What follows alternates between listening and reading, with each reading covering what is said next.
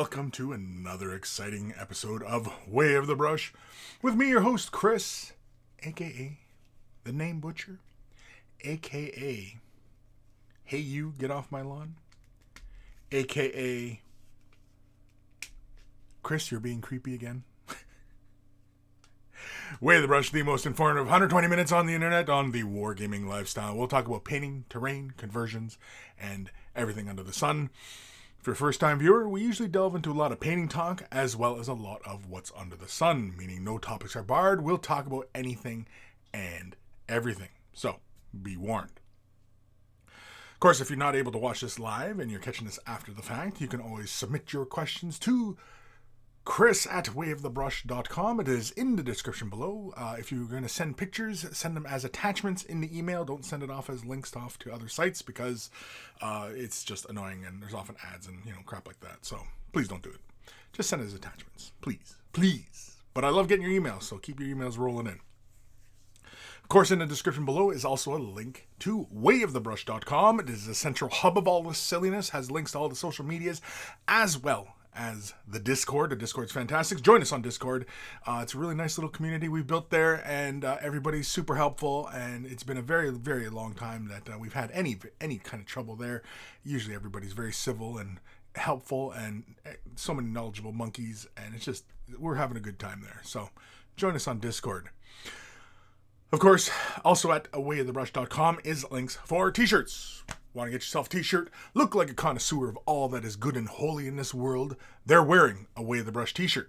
Of course, if you've purchased yourself a shirt, send a picture of yourself in your shirt and I will add it to the Monkey Shrine, which is also at wayofthebrush.com.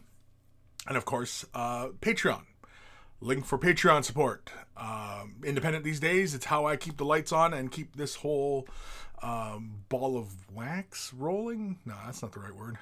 Keep the plate spinning. Anyway, Patreon support. Many tiers to support at, and a huge thank you to everybody who does currently support me, and everybody who's just joined. A huge thank you. There's many different little perks that come along with the support, as well as, helping me keep things rolling. And of course, if you're not able to support monetarily, i.e. money, you can help this channel by thumbing up the video, liking, commenting, subscribing, following, and sharing the video. Sharing is a big one. Commenting is a big one. All that. All interactions with the video help the video and help, propagate it throughout the interwebs. And so, huge thank you. And of course, all it takes is a couple clicks of a button, and you're helping me out tremendously. Another big thank you to Carl, a.k.a. Guymere Alfer, a.k.a. Beer and Blood Bowl. That's his YouTube channel. Check him out if you love yourself some beer and you love yourself some Blood Bowl. Beer and Blood Bowl is where it's at. We always take time to thank Carl for taking the time out of his busy day to create the email jingle that plays before the email segments of the show. And so always much love to Carl. And of course, speaking of love, big thank you to my baby brother Evan for creating the intro and outro music that plays at every episode. And so always much love for my baby brother Evan, for being a really clever guy and being very generous and sharing his brilliance and his talent with the world. Am I talking that up too much? Who's joining us today? I can see Ebb and Flow. Sup, everybody? Sup? Kevin Cabal. Happy Saturday painting peeps. Painting peeps? We're painting peeps now? Yeah. We're painting.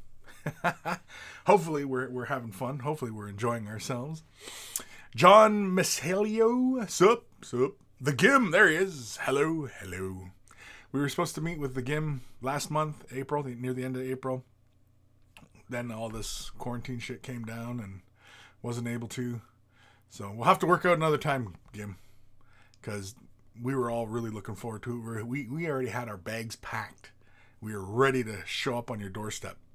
Maybe we'll just show up unannounced. Just show up on your doorstep. The most inconvenient time would be like on a Wednesday night, 11 o'clock. Just show up. Scare the crap out of you. Thermicus at Kris and chat. Good morning. Can't stay long, but we'll definitely watch the VOD, video on demand, Also, I will need to pick some paints up to achieve the tiger stripes I'm going for. We were talking yesterday on getting projects done. Kris, what paint retardant do you use? I like using Vallejos. I have a few retardants. And as everybody knows, you don't go full retardant. But, yeah, I like Vallejo. I use Vallejos. Now, mind you, if you're mixing it with Citadel colors, it will it will feel like it dilutes the color a bit, or thins it out, because essentially you're just adding a medium to it. But also, this has about the similar body as like thickness as Citadel colors. So don't let that scare you into thinking that your paint's gonna get really thick and stuff like that. Because when this dries, it reduces all the way down. So don't worry. The other one I have. Do I have it handy here? Yeah.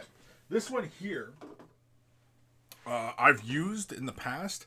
This one's Talons, and this is why I often recommend you pay attention, because this is an additive, right? The labels are all kind of worn off. Anyway, this is an additive, and you can see here like how it sloshes around really water-like. I'd be careful of additives, because basically it can change the very nature of the paint to the point where, like, when I've used that stuff and I've added it to like my regular water-based acrylics, and it took, like, it slowed the drying down to like a week, kind of like oil paints. It basically made the paint act like oil paint, in the regards that it took a long time to dry. It gives you really great long working time. It's really great for when you are, working on canvases and stuff like that. But whereas the Vallejo retardant, I don't think it stays active as long, because again, it's very, very thick. It's a medium, and so you're going to add it to your paint. And with the Vallejo, I've never had any problems. And in fact, when you actually thin it out, like I've done a lot of wet blending with it and such, and when you move it right down to just like, the surface of what you're painting, the drying time really is not that long. It's like 15-20 minutes, and it's dry, and you can come back and start working on it again. And which is good, because really realistically, you only need maybe, less than a minute to get down to a good blend when you're doing it on a model surface, because it's just so small, right? And so yeah, I use Vallejos all the time. I like using Vallejos. I'm not sure if any other water-based acrylic paint lines have retardants. Vallejo is a big paint company. They do like oil paints and all sorts of stuff. It's not just miniature paints they do. They do artists. They're a paint manufacturer. So, I've not, for example, like Scale 75, I don't know if they have a retardant. They may. I don't know. I've never used it. I've never seen it. I don't even know if they have auxiliary type products like, mediums and glazes and things like that. Games Workshop does not sell one. Army Painter, I don't know if Army Painter does. It's been a while since I perused their catalog. What is it? MIG Ammo, I don't think does either. No, it's actually not everybody that produces retardants, right? And they're so super helpful. But yeah, I use Vallejo, and you should be fine with that. Like I said, if you're working with Citadel colors, don't worry if it makes it feel like the paint is getting quite thick. It'll be fine. It'll reduce way down, and you won't even see your brush strokes, actually. I mean, you'll see the paint, leave your brush stroke, but the actual physical surface, because again, you're not going to use it, very thick, and so. But it's a great way to play with blends, wet on wet blends and stuff like that. So I fully encourage you to play with acrylic retardant. Scott Radum, hey Scott, and happy birthday to Scott. Old Man Logan, hey there Kris and monkeys, happy Way of the Brush Saturday. George Hintz over on Twitch, hey. Johnny Chop Chop, time to spread Monkey love, or monkey love, monkey. I go to monkey. Dr. Santos, hello all. Hello, Dr. Santos. Ghost to Starman Deluxe areas. When using retarder, you need to use the right type to match the paints, right? Like oil-based. Retarder with oil-based paints. Well, oil-based paints, I don't even know if there is anything that slows down oil-based paints. There's got to be. I've never had to use any kind of like slowing agent on oil-based paints, because oil-based paints take just on their own, they take forever to dry because it's oil, right? Leave oil on your countertop and see how long it takes for that pile of oil to dry. It takes forever. So oil-based paints already are very, very slow. That's why they're really popular amongst artists for, blends and, painting and stuff like that, because, you get a long working time. And of course, oil-based paints, I mean, you can just sit there and scrape it right off. You ever watch like Bob Ross? Bob Ross just scrapes paint right off and slaps it back on. And you know what I mean? Oil paint's lovely. Oil paint is my medium. It's my medium. And I've, never found it necessary to increase the drying time. But acrylic paints, water-based acrylic paints, there are additives and mediums to increase the drying time, because you want it to act more like oil-based paints. But when you're doing all that, like as far like from the sorry, I'm just moving something here. From the perspective of working on canvases, illustrations, stuff like that, if you want to slow down acrylic paint to the point where it's like it acts like oil-based paint, why not just use oil-based paint, right? Like, and the thing is that oil-based paint, they last longer. They the painting will retain its color, its richness for centuries. Acrylic paintings, as long as there's minimal amounts of lights on them and stuff, the color leaches right out of them. I don't know why many artists would like to use acrylic-based paints, when creating like their masterpieces and such. Doesn't make a lot of sense to me. Anyway. But, and as far as using a retardant, I mean, like I said, like Vallejo's retardant is pretty much the only one I've ever used for water-based acrylics. Although I do use a lot of golden paint line, but I've never found it necessary to bust out the retardant, because I'm pretty sure they have a retardant as well. They're a big paint company. Liquitex probably has an acrylic retardant, and I think I've seen it actually on the shelves. I have never used it, but as long as it's designed for water-based acrylics, like I've said this many times, water-based acrylic paints are water-based acrylic paints. They're pretty much the same all the way through. So, mixing and matching amongst paint lines, you should be fine most of the time. It's when you start getting into like acrylic paints that are more like Tamiya, where they have more of an alcohol base to them, and they're just different kind of acrylics, because acrylic paints are not all the same. Water-based acrylic paints are pretty much very similar, and so and when we're painting with Citadel colors on miniatures, those are water-based acrylic paints, and they'll mix with Army Painter, Scale 75, Turbo Dork, like all these colors, they'll mix just fine, because they're all water-based acrylic paints. And so using a retardant that's designed for water-based acrylics, it'll be fine, whatever product line you're using. But try it out first, if you're not sure. So you can take my word for it, but I fully encourage you to test it out yourself and see for yourself. Ariel Sasinski, hi Kris, hi everyone. Hi everyone. Jeffers, hi everyone. I hope I haven't missed much. Nope, we're just starting up. We're still 15 minutes in, and I'm still just kind of saying hi to everybody, which is usually the case. Usually the first hour is just me saying hi to everybody. George Hintz, Reaper sale a retarder. Reaper sells a retarder? Okay. Old Man Logan Reaper? Yeah. Jimmix. What's Jimmix? Sir Peanut Butter. Morning, Kris and Peeps. Morning. Ghost of Starman Deluxe. I might be thinking of using something else. I don't know. Yeah, as far as like a oil-based paints. Now, oil-based paints, you're also talking about enamels.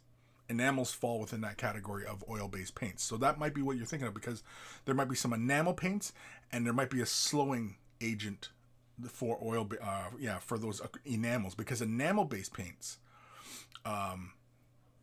dry pretty quickly as well. So there might be a slowing agent that's designed for that stuff. So yes, read the label. Just because it says retardant, it doesn't mean they're all the same. they'll say on them like what they're designed for. Like, let me see here. Yeah, so like this one here, it says for acrylic paint, right? The Vallejo one. Let's see here. Yes, it says right up on the top, water-based, right? So, read the labels. Read. If you have a reading comprehension issue, then, I can't help you. Eric Fountain, good morning all. Morning. Aaron Seach, Kris, have you tried Scale 75 Instant Color? No, that's the new, they're just doing that as a Kickstarter. I don't know if anybody has any of those other than probably the select sample size that Scale 75 just, made those videos with. I don't know. Maybe they already got like little sample packs and maybe they're sending out to painters. Maybe. I don't know. I don't have any kind of relationship with Scale 75, so they don't, send me early release kind of things or anything like that. I'd be happy to, but no, I'm not. I don't have a relationship with them. And as far as the instant colors are concerned, it looked like it was, kind of their take on the Citadel contrast paint system. And, they look all right. Some of a lot of the colors, when you see it, like I've been watching quite a few of the videos and watching, the painters demonstrate with the colors. And I'm going to be honest here. I'm not terribly impressed. The colors on the palette look very opaque. Whereas if you take that same amount of paint of, say, Citadel Contrast is transparent. And these paints look very opaque. And so I'm not sure exactly what's going on there. Although I did watch one where it was a dwarf bust, I think, or something. And they were using the brown, and the brown actually looked like it was transparent. And it flowed really nicely on the model. Now, don't get me wrong. It looks great on the models. And, but I was talking with Old Man Logan. And, we were talking about this, and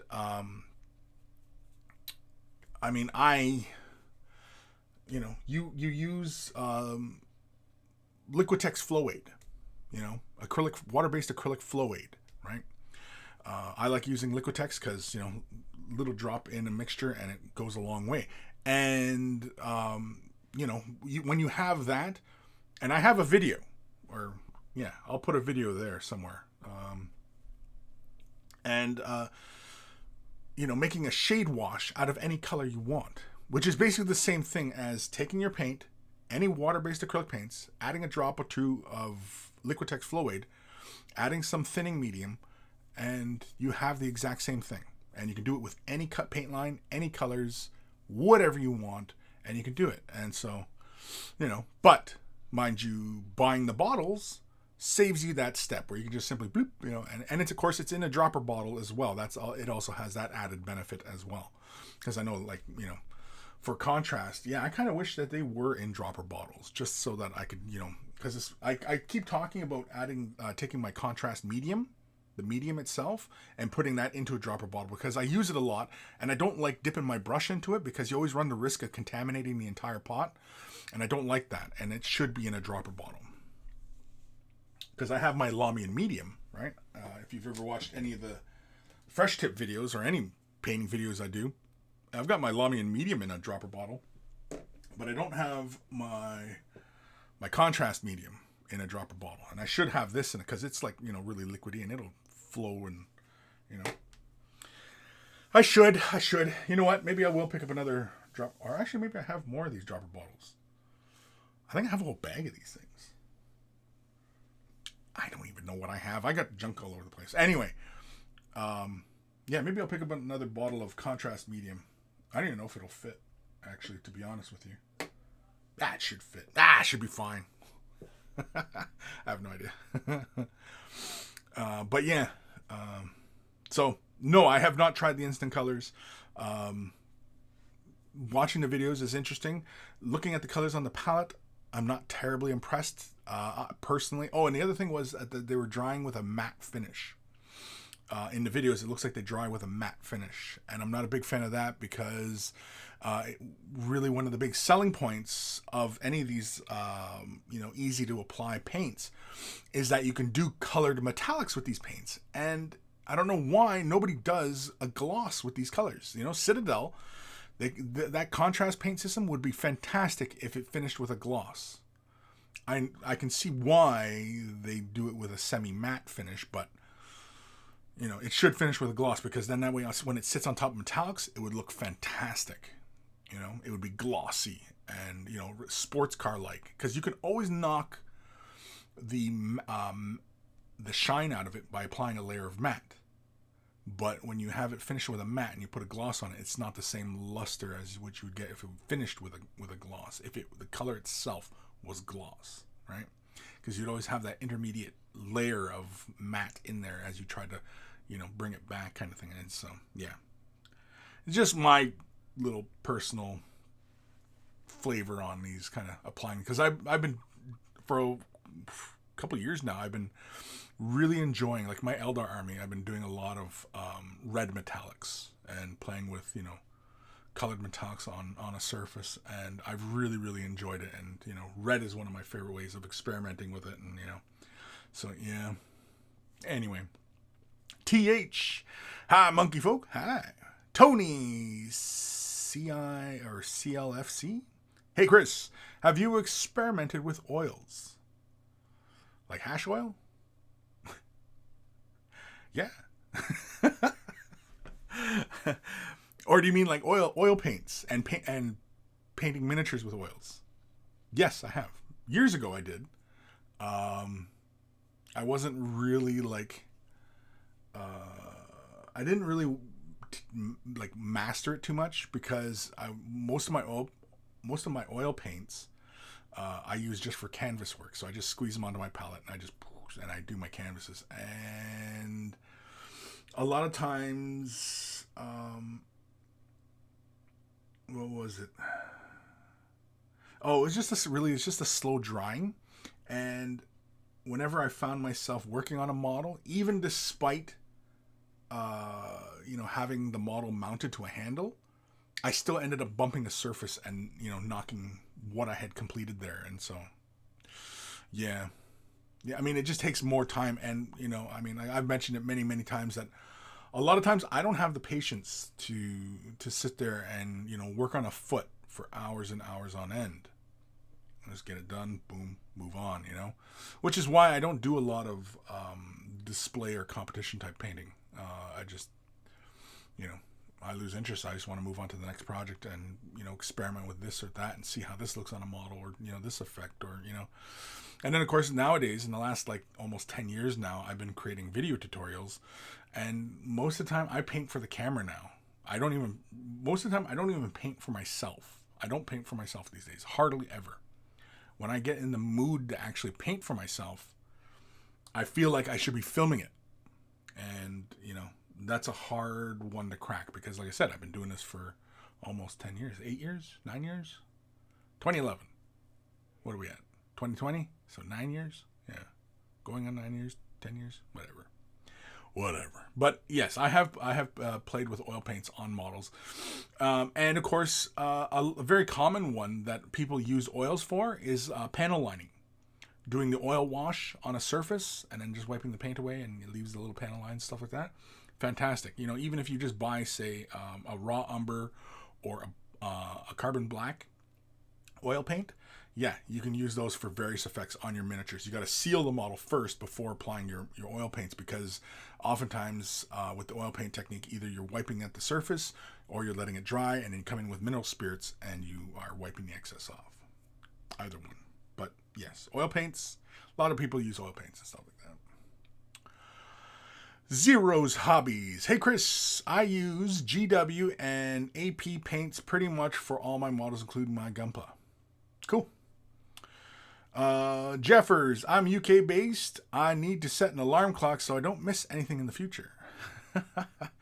You're UK based, but you know, isn't this like the end of the day for you guys? I thought this was like dinner or tea time for you guys. Tea time. TH. A little of this in the same vein. How about decal fixer? Do you prefer alcohol or water based? Well, I use Walthers, and I think Walthers is a alcohol based. It smells like an alcohol based. I like this stuff. This is my favorite stuff right here. This stuff is the bee's knees. Okay. And for the price and how much you get, this is what? This is 2 fluid ounces, which is 59 milliliters. Okay. And I think I pay like not even $10 for this. I think it's like $8 at most. And you get this from like most railway supply places. You'll find this stuff. Walthers. Just look at Walthers. Solvaset. This stuff is fantastic. And and any video you've seen me apply decals, transfers, I've used this stuff. And it's just this stuff just, and it doesn't take long to dry. And yeah. I think this one is alcohol based. Yeah, that's alcohol based. Smells. Oh, I'm almost out of it. I gotta buy more. I think the last time I was talking about this, I said I gotta buy more, and I haven't bought more yet. But anyway, yeah, I highly recommend this stuff. I've played with microsols, microsol and microset. I have played with those ones, and they're all right. But yeah, I like the Walthers. I use the Walthers all the time, and it's always gotten the job done for me. And that's demonstrating many times applying transfers onto a Space Marine shoulder pad, which are notorious for, the transfer crimping and, warping and stuff like that. And it has yet to fail me in that regard. It always smooth adherence to a surface. Also, too, some of the shoulder pads, some of the older shoulder pads will have like those little panel lines running up. Yeah, and the transfer creeps right into those panel lines and stuff. Oh yeah, Walthers, I love Walthers. It's good stuff. I highly recommend it. And I'm not sponsored by Walthers or anything like that. But yeah, you find it in most like railway supply places, like that do the model trains and the HO scale stuff and stuff like that. Yeah, usually it's in those guys' places you'll find that stuff. So, or you can just shop for it online. Walthers, Solvaset. It's really good. But my process for transfers, and I don't know if I've shown it recently. I may have shown it recently, applying transfers. If you just go to the fresh tips. And usually my process is I usually do a shallow dish. And just oftentimes the little dishes will have that little dip in them. I fill that with a bit of water. I take a capful of vinegar, add that in, give it a little stir, take my transfer, slap it in. That helps usually with faster release of the transfer from the carrier film. Slide that onto the surface, get it into position, squeegee out the moisture, and then use the Walthers, generous amount, bang, leave it alone. Don't move it, don't play with it, don't do anything with it. Because once you have the transfer squeegeed, you got the moisture out from behind the transfer and everything like that, and you got it into position where you want it. Don't monkey with it. And with the Walthers, you apply a pretty generous amount, and so that it covers the entire transfer, even just goes out onto the paint job. Don't worry. Actually, you know what? I think it will actually erode your paint job too. Of course, too, also before you apply your transfer, you should always gloss the surface. Use a gloss sealant, like a gloss varnish, art coat, whatever, on that surface. Then so your transfer sits flush to the surface.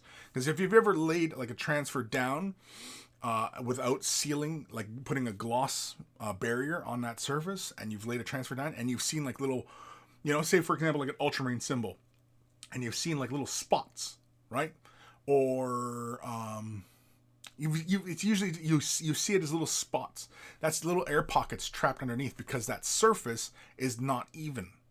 Whereas if you apply the gloss coat, it'll give you an even coat, and it'll sit and much better on that surface. And you can squeegee out the moisture, hit it with Walthers, and leave it alone. Come back, and you'll see that sitting right on that surface. And if it's too shiny for you still, you just hit it with some matte, bang, and you're done. And it marries that transfer into the surface, and it looks like it was painted right onto that surface. And it's the best way.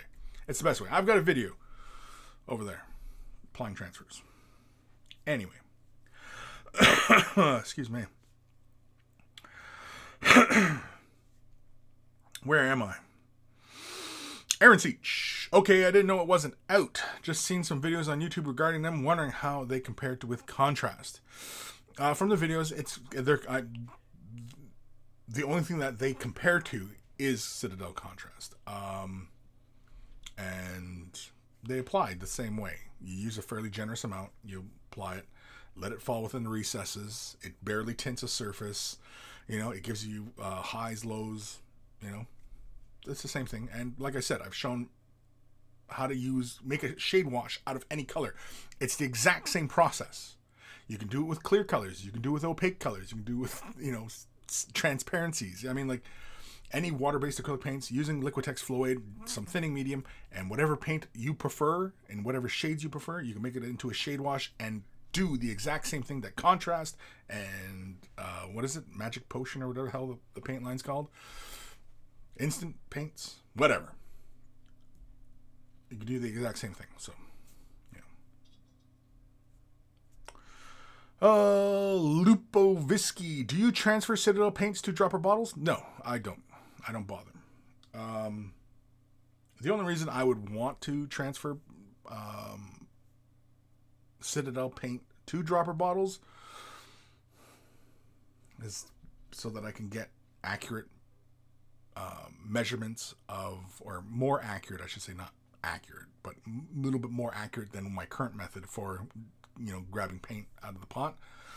But otherwise, no, because I mean, like, Citadel paint for the most part is a heavy bodied paint, and so it doesn't flow right. And so a lot of people seem to add a little bit of water to help it flow. Okay, well, you're breaking down the paint there at that point. So you're changing the nature of the paint. Also, too, you're adding it into a dropper bottle, and because you're doing that, you do have to thin it down just a bit so it flows out of the bottles easily without having to squeeze the son of a bitch every time you're using it, right? I found that with watercolors. I found watercolors, you have to squeeze it, and it comes out like looks like thick mustard kind of thing, right? Might have been just the paints I had, but yeah. So, for me, personally, it's unnecessary. I mean, and taking the time to do it, takes time. I mean, takes time. You're going to have waste, right? Because you're not going to get all that paint out. And if you do try to get all the paint out, you have to thin it down more. Again, changing the nature of the paint. You're adding volume. If you're adding any mediums into it, you're adding volume, which you're going to waste paint. Why do it? I don't know. Just use the paint. If you're not happy with Citadel paint pots, stop buying them. You know what I mean? Like, there's other paint companies who make paints similar color value as what you're looking for. Like if you're doing ultramarines and you're using Citadel colors for ultramarines, yeah, there's other companies who produce an ultramarine blue that are pretty comparable. I mean, like, I just buy the dropper bottles. If you prefer dropper bottles, buy dropper bottles, but don't change Citadel paints into dropper bottles just because somebody says you got to do it. You know what I mean? Like doing it should increase your workflow and improve your workflow, make you more efficient. If it's doing that, then by all means, do it. But don't do it because somebody said to do it. You know what I mean? And of course, don't do it because I'm saying you don't do it. But just, if it's going to help you, you know what I mean? Like if it's going to make your workflow more efficient, sure. Take the time to transfer your paint bottles. I don't know why. Just buy paint that comes in dropper bottles. I mean, that seems relatively, relatively simple to me. I mean, like, it's unnecessary. Old man Logan. I just used an oil wash on some Stormcast weapons. Worked fantastic on them. Of course, yeah. It's a great way. Aaron Seach, lamp black and burnt umber oil paints make fantastic wash for panel lines when thinned with odorless mineral spirites. Gives a great grimy and dirty look. Great unorc vehicles. Yes, definitely. Old man Logan worked. Yeah. Oh yeah, doing oil washes? Sure. And I mean, doing oil washes and stuff like that, like scale modelers have been doing it for years, and that's where that technique comes from.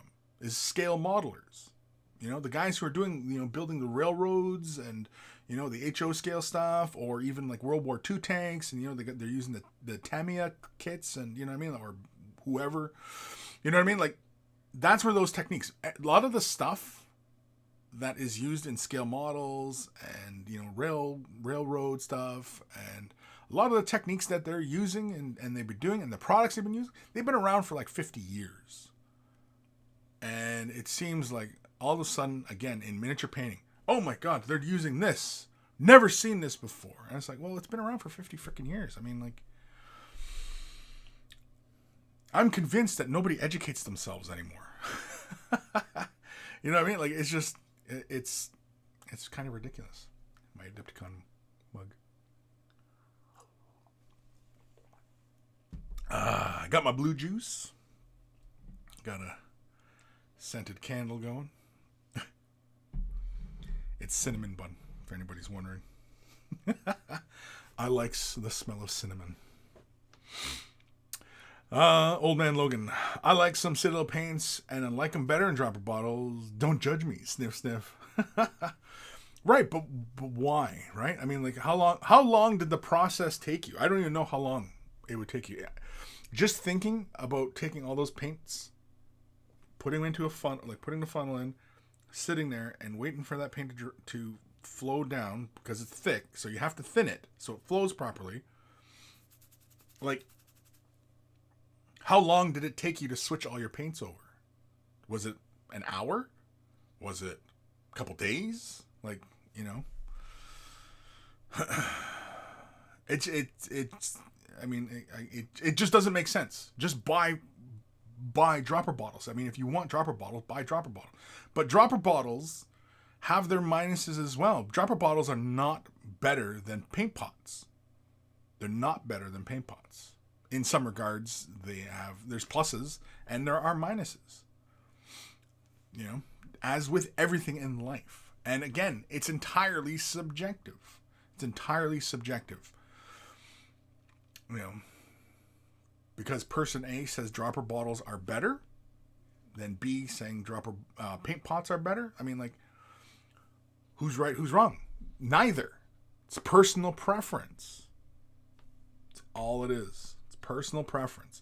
If it helps you in your workflow, then it's a positive. Then stick with it, right? But if it doesn't, does it matter? Jeffers, I have some bad habits. I use the lid of GW paints. I don't have a palette. Well, you can make a palette from anything. Just grab like a plastic container lid, right? For like, you know, margarine or yogurt or whatever. Just use that plastic. That's what I used to use for palettes all the time because it was perfect. Because I used to, like, you know, use that inside part, put my color down. And because the nature of that plastic they use, it's very, very smooth and it's pliable, so that when I had a good layer of paint build up on it, I just give it a turn and crack the entire thing right off, chuck that in the garbage, and I had a nice fresh palette again if I wanted to clean my palette, right? And yeah, and that's all I used to use. But I always used a palette, and you should use a palette. You should. You'll find that you are more efficient. You have more control. When you're thinning or mixing, you have somewhere to do it, right? It's a workspace. And also, here's the big one, right? When you're sitting here painting your miniatures, especially if you're going to go, like this is a bottle of lead belcher, and I'm going to go paint Necrons, and I'm base coating. Well, if I'm base coating, and I'm sitting here for 10, 15 minutes painting right out of the paint pot, what's happening to my entire supply of paint? Right. It's drying out. Keep it closed. Take what you need. Use what you've got. Use it efficiently. It's being more efficient. And that's why you get into this whole debate of dropper bottles versus paint pots. You know, which is more efficient. In that regards, I could see dropper bottles being a tad more efficient. But it all depends. But again, Citadel paint is not like the same paint that is used in dropper bottles, because most dropper bottle style paints are thin bodied. But when you are doing color mixtures, yeah, it's pretty handy doing dropper bottles. But if you have a consistent method for drawing your paint out of a paint pot, you'll have consistent results. And that's where dropper bottles help you remain consistent. right from the get-go. But if you've been painting for a long time and you have a consistent method, then stick with it. And if it's consistent and it helps your workflow and it speeds you along, then just stick with it. There's no reason to change it up, you know? If it ain't broke, you don't fix it, right? It's only if it's broke. But Jeffers, yeah, you should be using a palette. And if you want to get more mileage out of your paints and be more efficient with your paint usage, especially if, it's kind of cost prohibitive,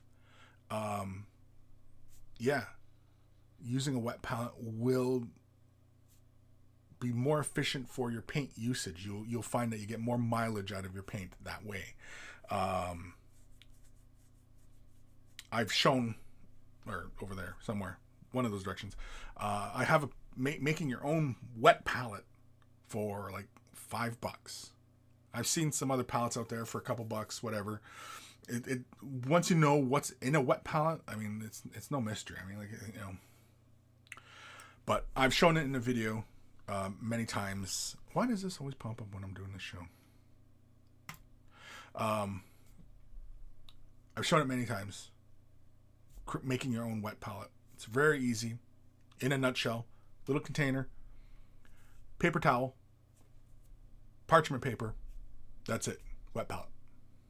A little bit of water. Just dampen the paper towel. You're good to go. It's really easy. It's not hard. It's not rocket science. Painting is not rocket science. It's not complex. It's really quite simple. So anyway, but yeah, a wet palette, definitely. Or go buy yourself a wet palette. Whatever you want. Old man Logan, although I did stop transferring them over 2 years ago. So you're still in the process of transferring them. That was 2 years ago? Just stop buying the colors. I mean, if you want dropper bottles, stop buying the colors. Seems like a simple little equation to me. Dr. Zantos, cinnamon bum? Like, why Nurglebum? Ooh, Nurglebum. Why not Nurglebum? Nurglebum. Do they make a Nurglebum candle? If they made Nurglebum candles, I don't know if I'd buy it. That sounds really disgusting. Nurglebum candles. What would it smell like? Like somebody. I don't even know where you would go with that. I don't even want to think about it because I'll make myself gag. I'll be sitting there. James M. I too have put them in dropper bottles. I tend to glaze paint. Sure. And I mean, like, if it helped you, well, then by all means, carry on, right? But somebody who's brand new to hobbying or is relatively new to this, and then they keep reading, no, dropper bottles. Shut up. No. For most newer people, they're not going to get that nuance and that benefit of why dropper bottles. Not that they're better than paint pots. I argue either way. So,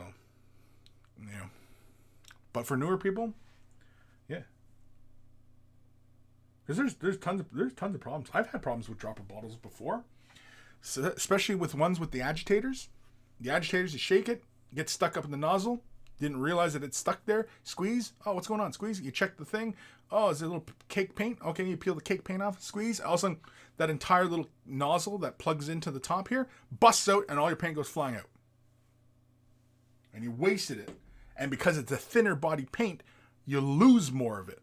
Versus Citadel, right? Citadel paint, it's because it's a thicker body. It takes a while for it to come spilling out of your paint pot, right? So the benefits of either or. Lupovsky. Droppers seem to be better to paint onto the palette. You get waste on the bush used to transfer it from the pot.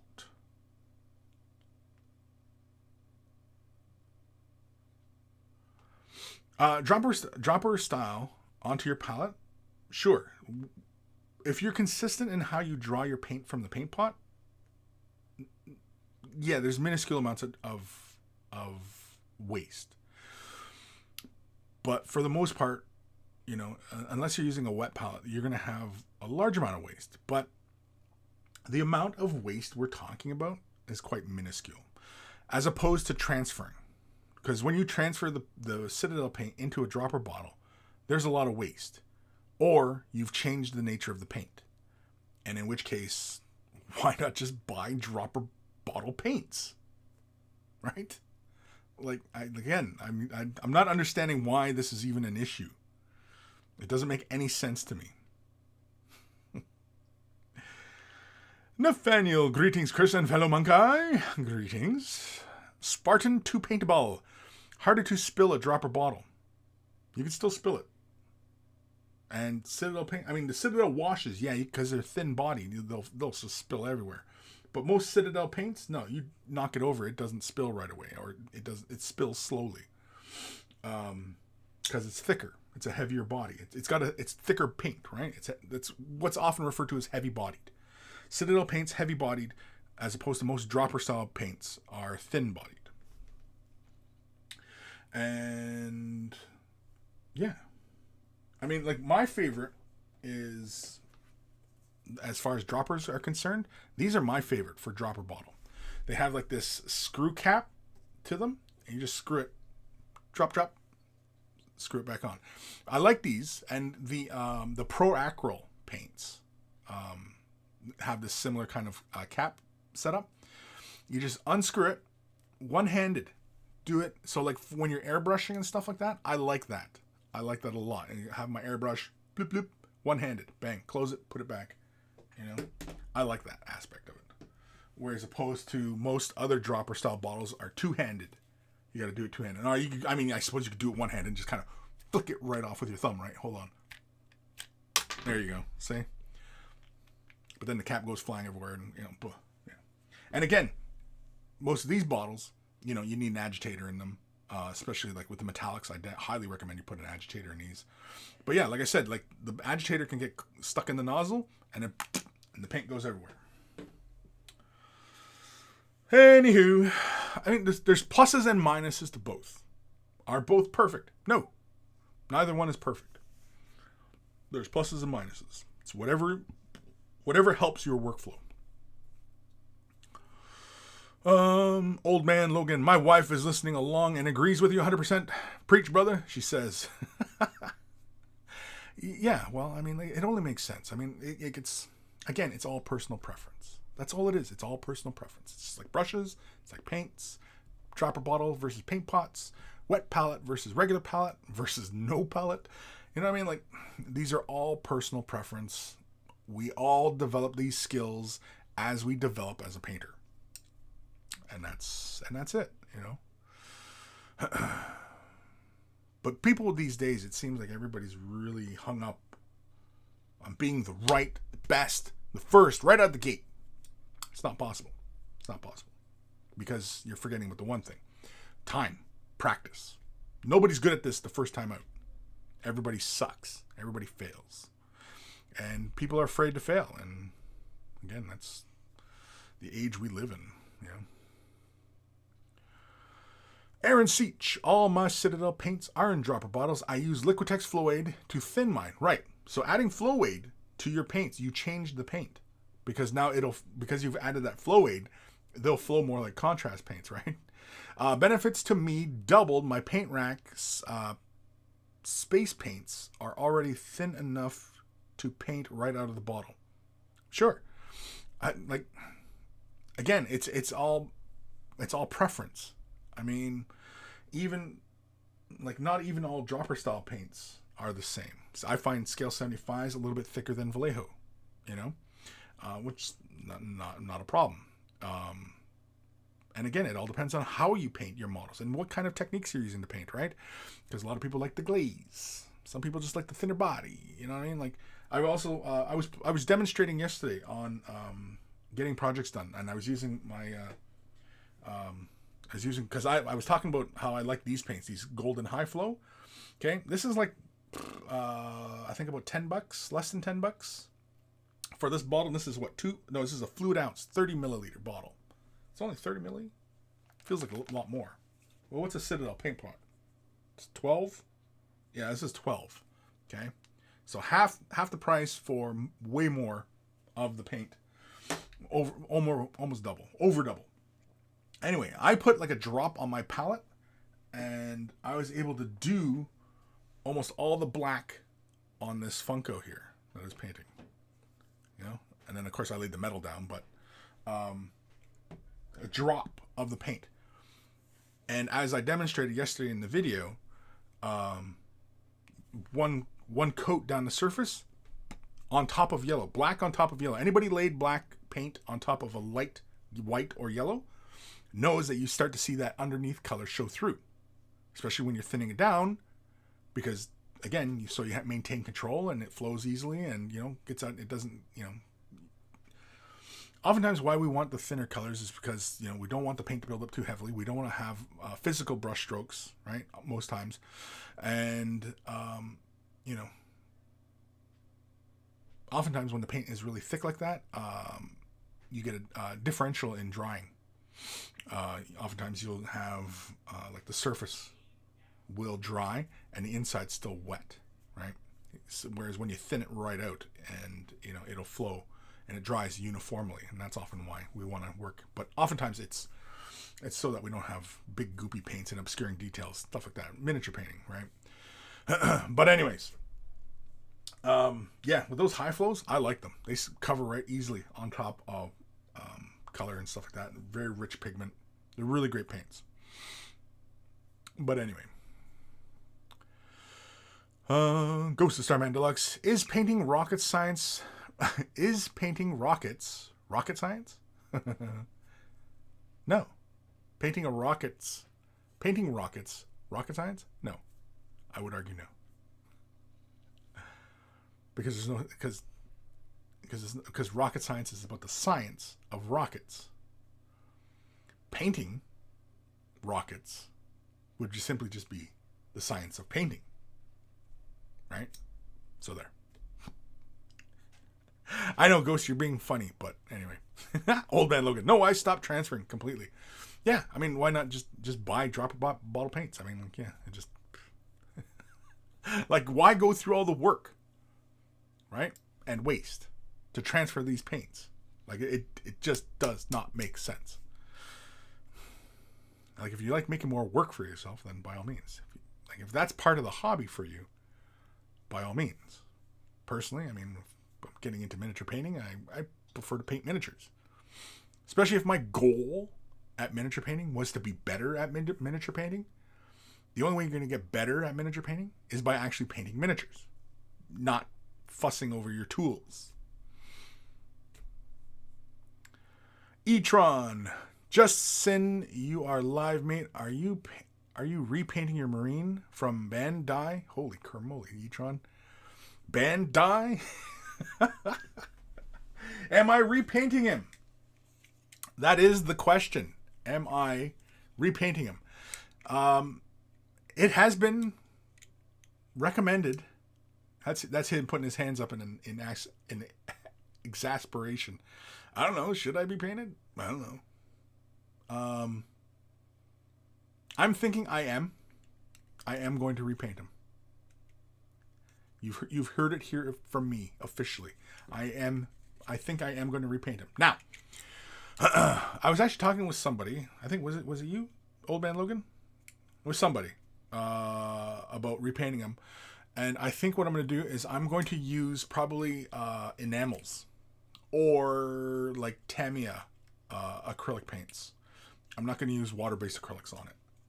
Just because it's an action figure and it'll get handled, right? And I want something durable on it. And so, yeah. Also, too, I have a little surprise coming in. People on Discord know what I'm talking about, but I got 2 things coming in for him. Hopefully it works out. I'm hoping. Fingers crossed. I'm hoping it works. But yeah, I ordered some parts. Of course, too, somebody else mentioned, I think it was Stinky.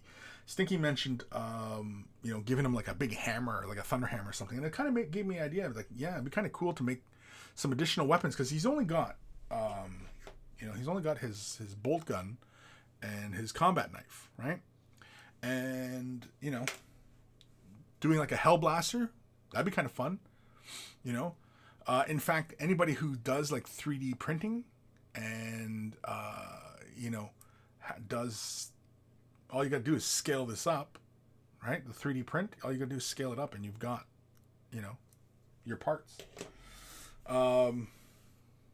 Also, too, I was thinking of like purity seals. I was thinking about adding purity seals to them. I don't know. But there's so many different directions it can go. Somebody else had mentioned doing painting them like Howling Griffins, kind of like what I've done for my Funko. He fell over. Anyway, because I'm doing my Funko in Howling Griffins. And, because Howling Griffins is my second favorite Space Marine chapter. Second. Anyway. I don't even know where the hell I am. Oh, E-Tron, yeah. So, am I going to paint them? Yeah, I'm thinking about it. When? I'm going to wait until my parts come in. They're coming from overseas, so I got to wait a bit. But, yeah, everybody on Discord, kind of, when we were having this conversation, because when I got the notification that this guy was coming in, I got super excited, and I made some purchases. And that's why I'm saying, cross fingers, hopefully they're the right proportions. Anyway. Aaron Seach, whole process was tedious as hell. If I had to guess, 5 hours or so, but I had a shitload of paint to transfer, at least 90 pots. I lost more from colors drying in the pots than I did transferring them. Yeah, I don't know if you could accurately measure that, but I'm sure it's observation and what it feels like. But I can't see you getting everything out of that paint pot without thinning it way down and just basically changing the paint. Again, like more work and yeah. Sir Peanut Butter, that happens to me with the Scale 75 seal. Don't know, it was sealed and squeezed too hard, wasted about a third of a bottle of black metal. Yeah, exactly right. That's what it is. It's that agitator. It gets caught in that nozzle, and it the back pressure, and it knocks the nozzle right out. And because it's thin body paint, it's gonna fly right out of your bottle. And it's gonna go everywhere. Bone Ripper. I'm back into the hobby this past year and use wet palette. Find I can come back to my wet palette 2 or 3 days later and still use the paint. Yeah, exactly. Yeah, wet palettes are great. I mean, if you're not using a wet palette, you should definitely be at least using a regular palette. You shouldn't be painting right from the bottle because, again, it's the source of your paint and you don't really want to expose it to air any longer than you have to, right? That's the thinking. And also, if you're doing color mixes and you're thinning your colors, you should be working from a palette because you can control and see what your color is doing on your palette. All you're playing with the color, working and adjusting the color, because you're tweaking the color and you're fine-tuning it to how you want to use it on your model and whatever way you're employing it, right? And I don't get why a lot of painters paint on themselves. I see a lot of painters, they have paint on their hands all the time, and I don't know why they're doing that. Because if you have to test the color out on your hand, which is not the same as the surface you're painting, if you don't know what the color, like if you don't know what your color is on your palette, like what it's doing on the palette, then you don't know what you've done to your color. Do you understand? You know what I mean? Like, if you get to the proper mixture on your palette and then you apply it. But again, it takes lots and lots of experience to get to that point to know how your colors react on a surface. And I've never understood that one. Like, I always see people painting and testing the color on their skin. Your skin is a completely different surface from the surface you're painting. It's going to act differently. So I don't know why you would paint on yourself in that regards. Now, is it simply just to wipe the paint off? Well, what's wrong with simply having a paper towel nearby? I always have a painting rag on my lap. It's an old t-shirt. I always use black as I always use old black t-shirts. This always sits on my one leg, my right leg, on my thigh. It sits there, and I dry my brushes. I wipe excess paint off. And of course, you can see all the paint on it. It's used for dry brushing. I like using a black cloth or a dark cloth, because oftentimes when we're dry brushing with lighter colors, and it helps me see how much paint I'm removing from the bristles, and using a dark cloth allows me to see how far I've taken it down, and then I dry brush. Again,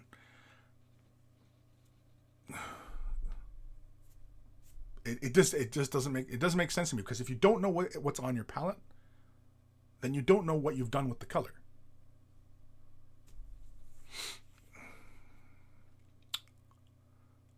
Where the hell am I?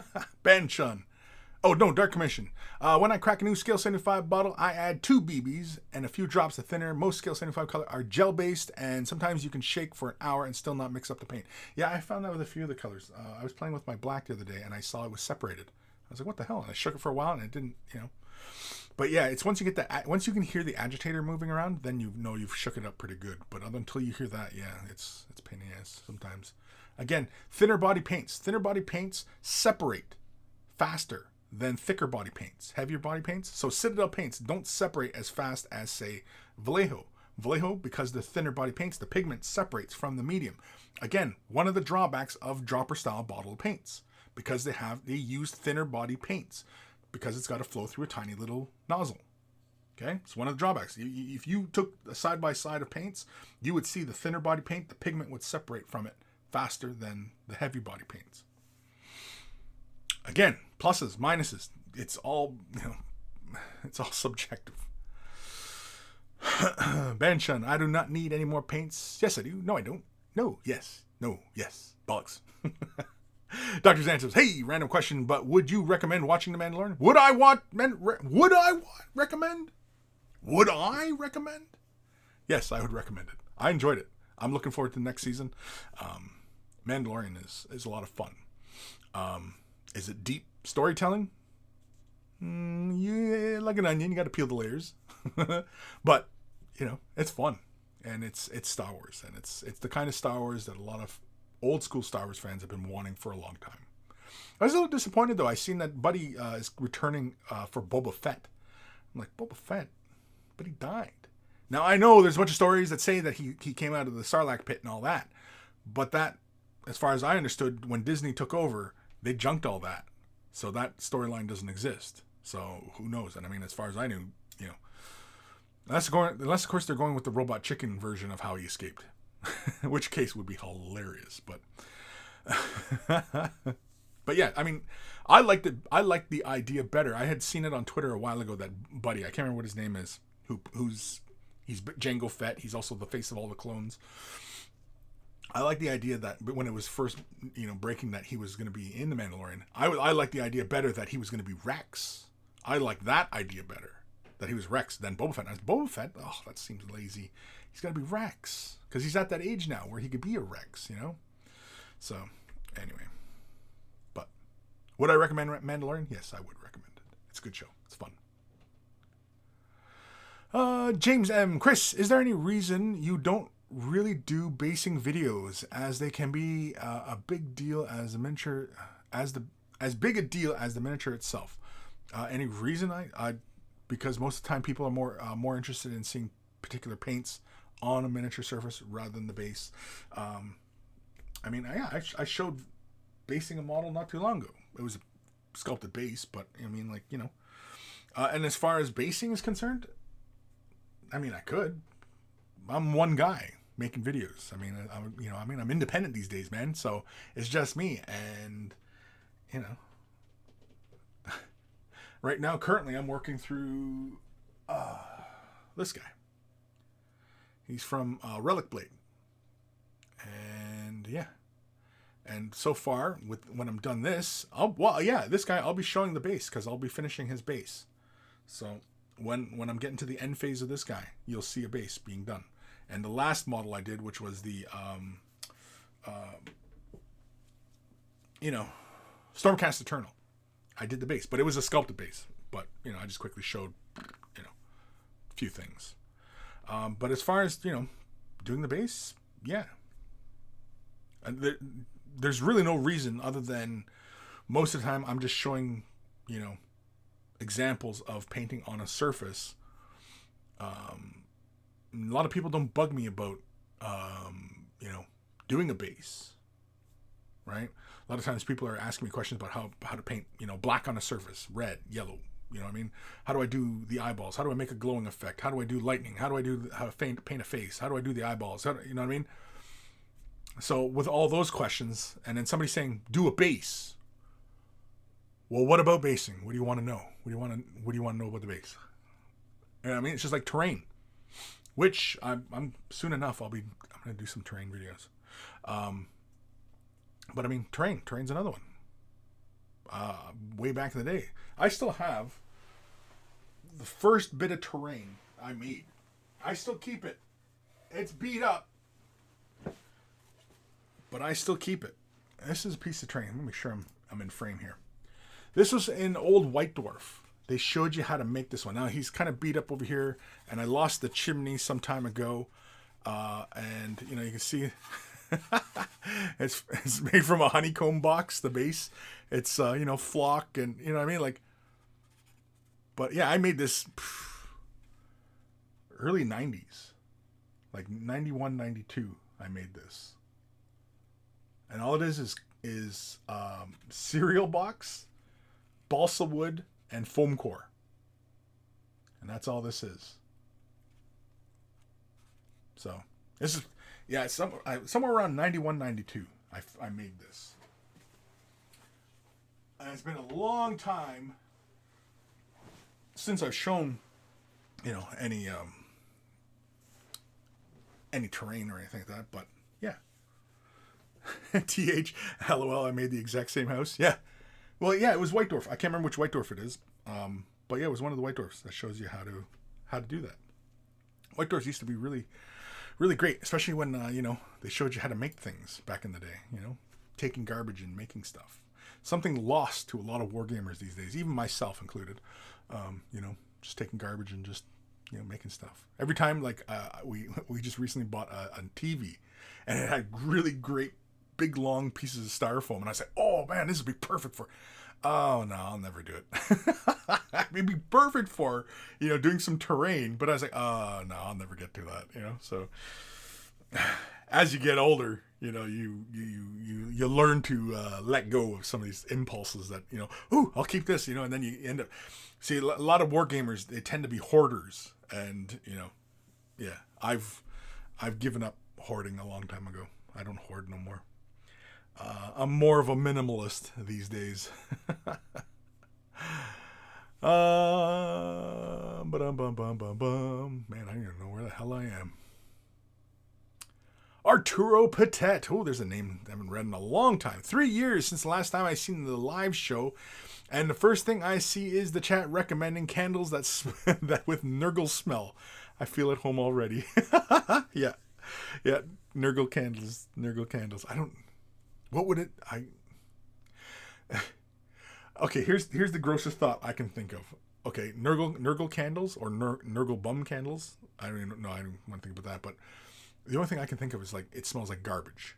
That's the only thing. Like you ever walk past a dumpster in the middle of August on a hot summer day, and it's humid? That's what I imagine. A Nurgle candle would smell like. It smells like hot garbage. Oh shit. Aaron Seach. Am I the only one that sees the Bandai Space Marine and thinks he should be stomping around with Woody and Buzz in Toy Story? That would be awesome, wouldn't it? Have him. And I mean, the thing is what's hilarious is his foot. It looks like the bottom of Buzz Lightyear's foot. And so it'd be perfect to write Andy on the bottom of his foot. I might do it. I don't know. Just for a goof. Right, Andy. Johnny Chop Shop, episode 296. Nurgle Bum Candle with Gwyneth Paltrow. Wouldn't burn. I don't get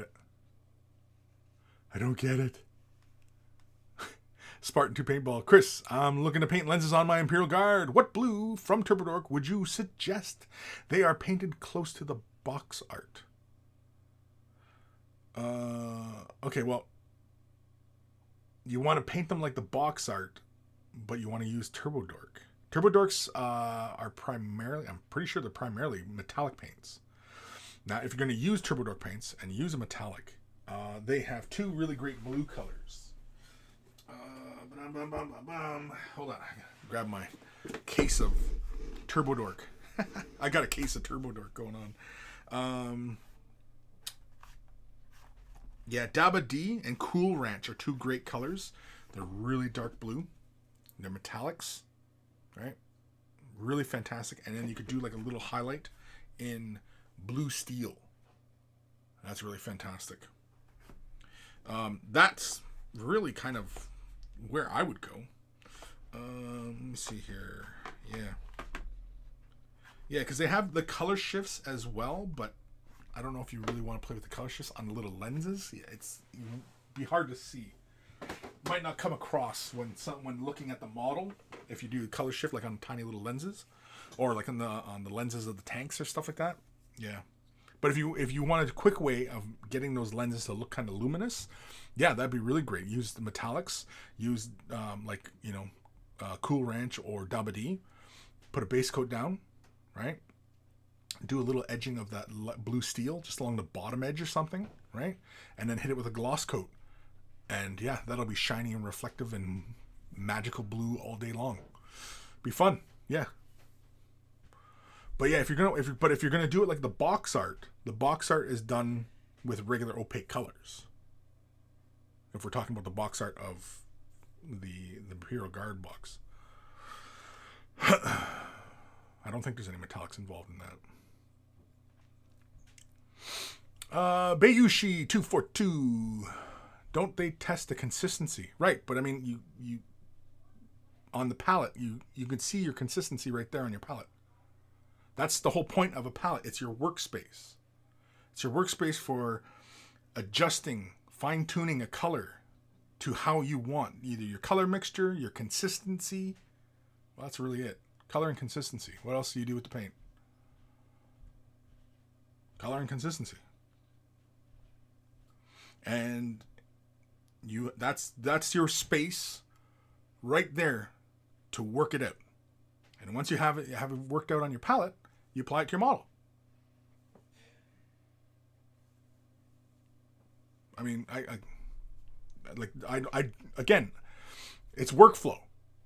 And it's where I've put my effort into knowing my paints and knowing my tools and knowing the art. I mean, so yeah, that's it. I mean, some people, yeah, if that's the way they like testing, I mean, sure. I mean, I don't understand why people feel it necessary to cover themselves in paint. I mean, I've never been one of those kids, and I've been in art since I was small, and I've had an ability to do artistic things, drawing and painting and all that, since I was small. And I've never been one of those kids who took their pen and drew on themselves, took markers and drew on themselves. That's something else. I don't know if it's art, but it's something else. I was never one of those kids. And I always looked at those kids kind of odd, like, why are you drawing on yourself? Why? People are weird. Weirdos. James M, episode 296. Everybody's habits piss me off. Sometimes. Scott Radum, I run paint on my hand. It's not for color check, but to consistency for glazing and to check the amount of load in the brush.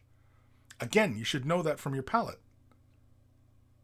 I mean, if you only need to draw halfway up your bristles, then draw the paint only halfway up your bristles.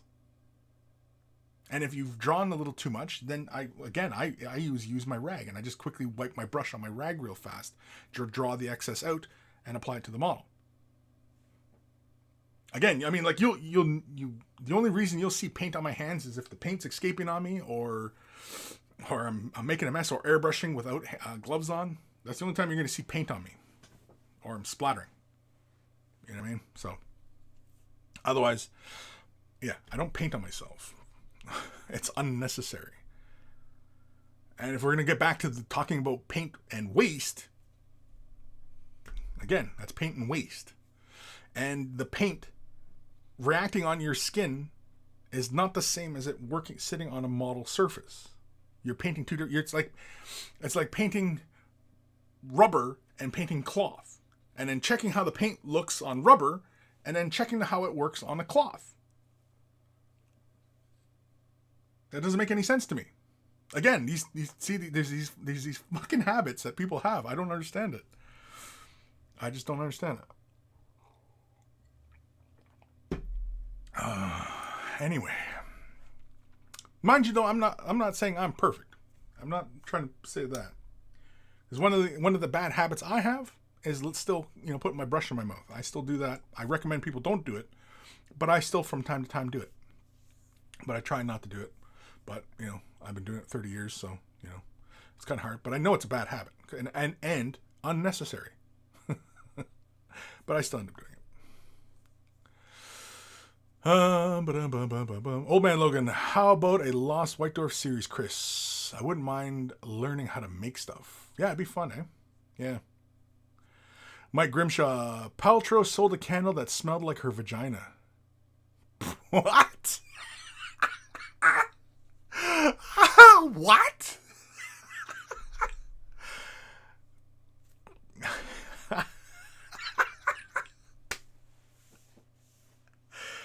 Oh, shit. I mean, if you want to sell a candle that smells like a fish market, go right ahead, I guess, but or call it high tide. Dark Commission, idea for Nurgle candle. I once stood at a bus stop where an abattoir waste lorry pulled up at the traffic lights. I threw up. Yeah, I'll bet. Joe Borowski. There he is. What's happening, Joe? Happy birthday. His birthday, right? Yeah, it was your birthday. Yeah, I said happy birthday. Arturo Patet, with 2 kids of 4 years and 5 months in the middle of the second month of voluntary quarantine, I'll say dumpster smell is not that bad in comparison to everything else in my home right now. Yeah, exactly. Oh, man. Aaron Seach, what would be worse, Nurglebum candle or Nurglebum vehicle air freshener? No thanks. Coconut Man, never mind coronavirus. I got a case of Turbo Dork. Yeah. Never mind the coronavirus. Case of Turbo Dork. Joe, it's a workflow and paint flow. It's workflow and paint flow. Okay. Johnny Chop Shop, Way of the Brush, episode 296. You're doing it wrong. Well, I don't know about wrong, but it's unnecessary. Old Man Logan, as Sergio Calvo once said, I don't have time to paint my finger. Is he on the same stance as myself of not painting on yourself? Yeah, I mean, it's unnecessary. It should all be right there on your palette. That's your workspace to figure out your color. Figure out the color, what value, what hue you're looking for, and what consistency. That's it. If you can't work it out on those, if you can't work it out on a palette and those, applying it to your skin, I don't see how it's going to really change things. Again, it's going to react differently on that surface than it will react on the other surface. Again, I just don't get it. I'm not sure where that came from either. Because way back in the day, I don't remember people going, oh, just paint on your skin. What? Just paint on your skin. What? It doesn't make sense. But again, I know that there's kids. I remember when kids, way back in the day, sit there with a pen, drawing on themselves. I assume it's that same kind of mentality. I don't know. People like drawing on themselves. If you like drawing on yourself, then draw on yourself. Go right ahead. Who am I to tell you not to draw on yourself? But all I'm saying is if you don't know what your color's doing on your palette, then you don't know what your color's doing.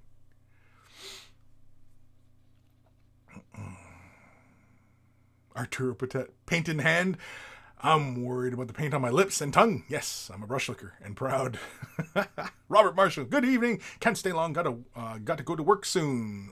Always enjoy catching the stream. Well, thank you, Robert.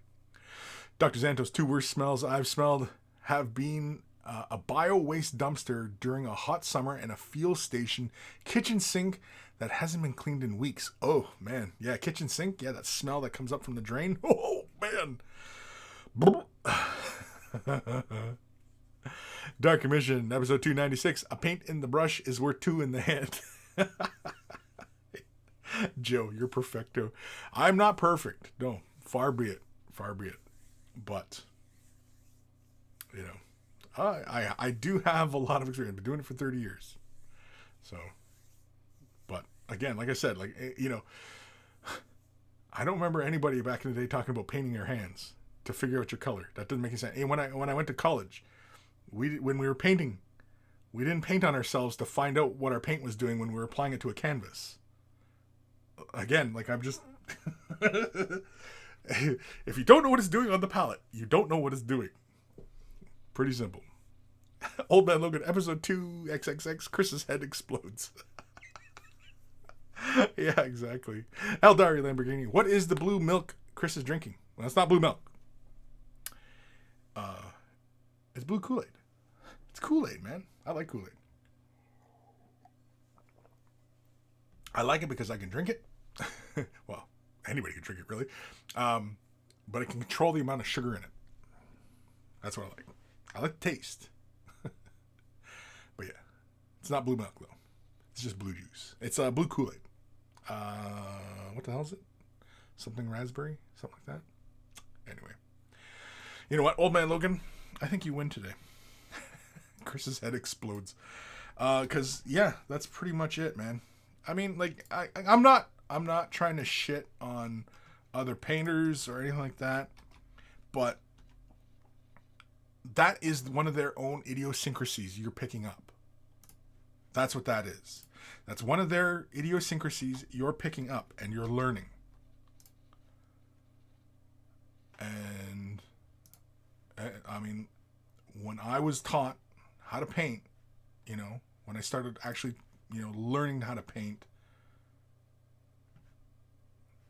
I would argue really paint on canvas. Yeah. The paint is on your palette or it's on the canvas or it's in its container. Yeah. I've never been one of those painters either that, you know, they dunk the paint, they're brushing the paint and then just start smacking it around and the paint's flying everywhere and it's all crazy and havoc and, you know what I mean? That's unnecessary as well.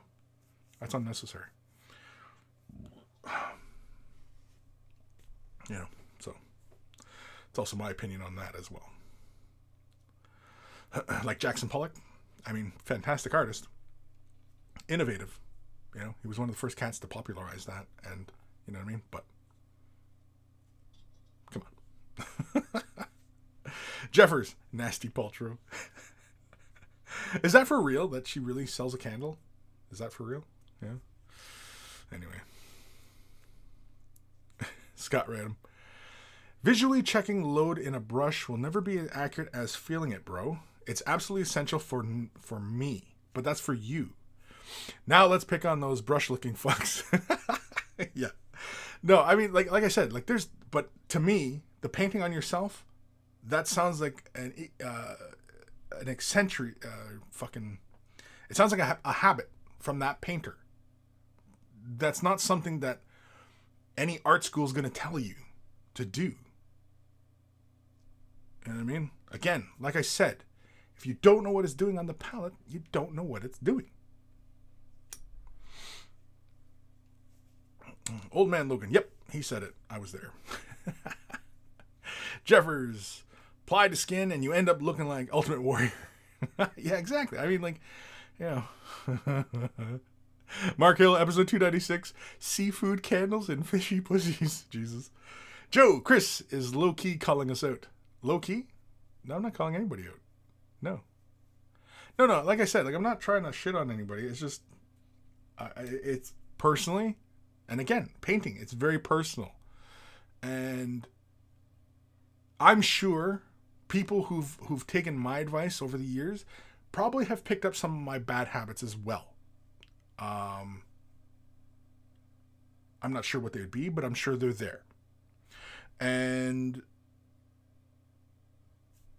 you know, but I mean, like, to my best of my ability, I've tried to instruct people in best practices as best as I've ever understood them in a clean and methodical type fashion.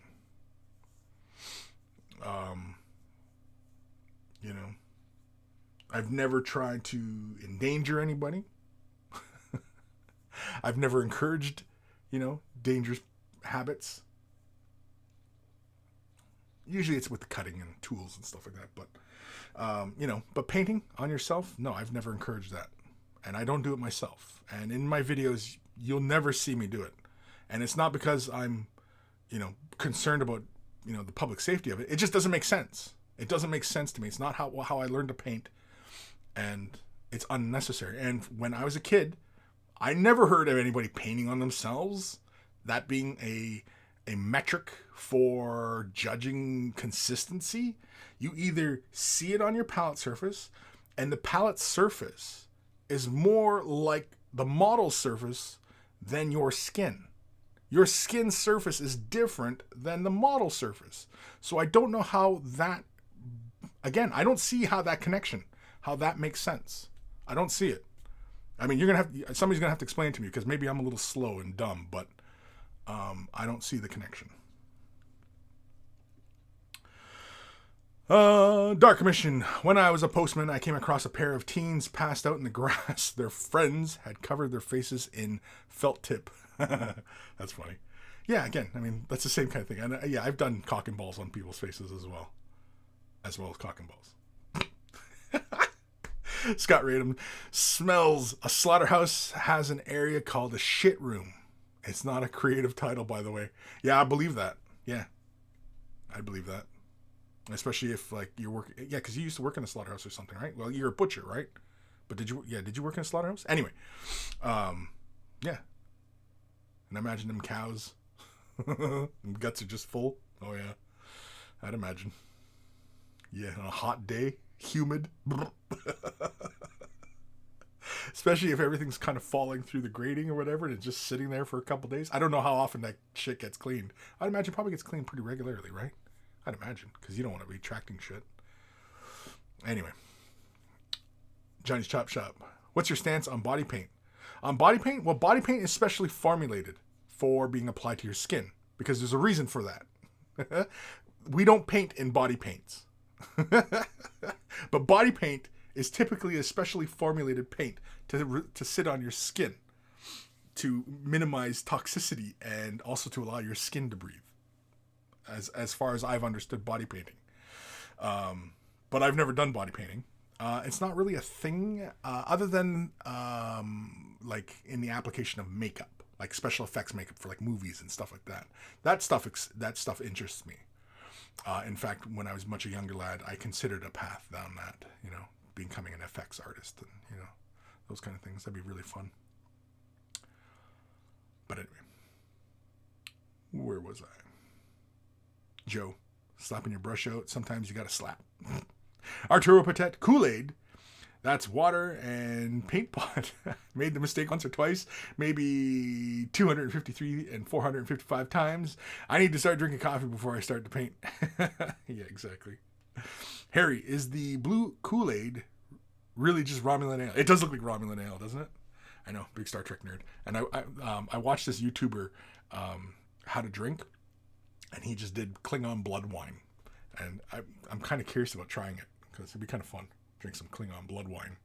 I wanted to get one of those Klingon mugs, but they're gone. Can't get them no more. And I sure shit ain't getting it secondhand. Ghost Star Band Deluxe. I'd believe the thing about Paltrow. She runs one of those alternative health businesses. It's called Goop.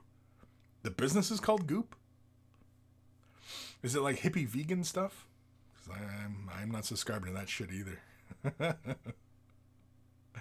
Joe, back in my day, we didn't have palettes. We just layered the paint on thick, hand-applied layers to display our own wealth and prowess. Yeah, a good miniature had heavy layers on it, just lacquered. It was just gleaming with paint.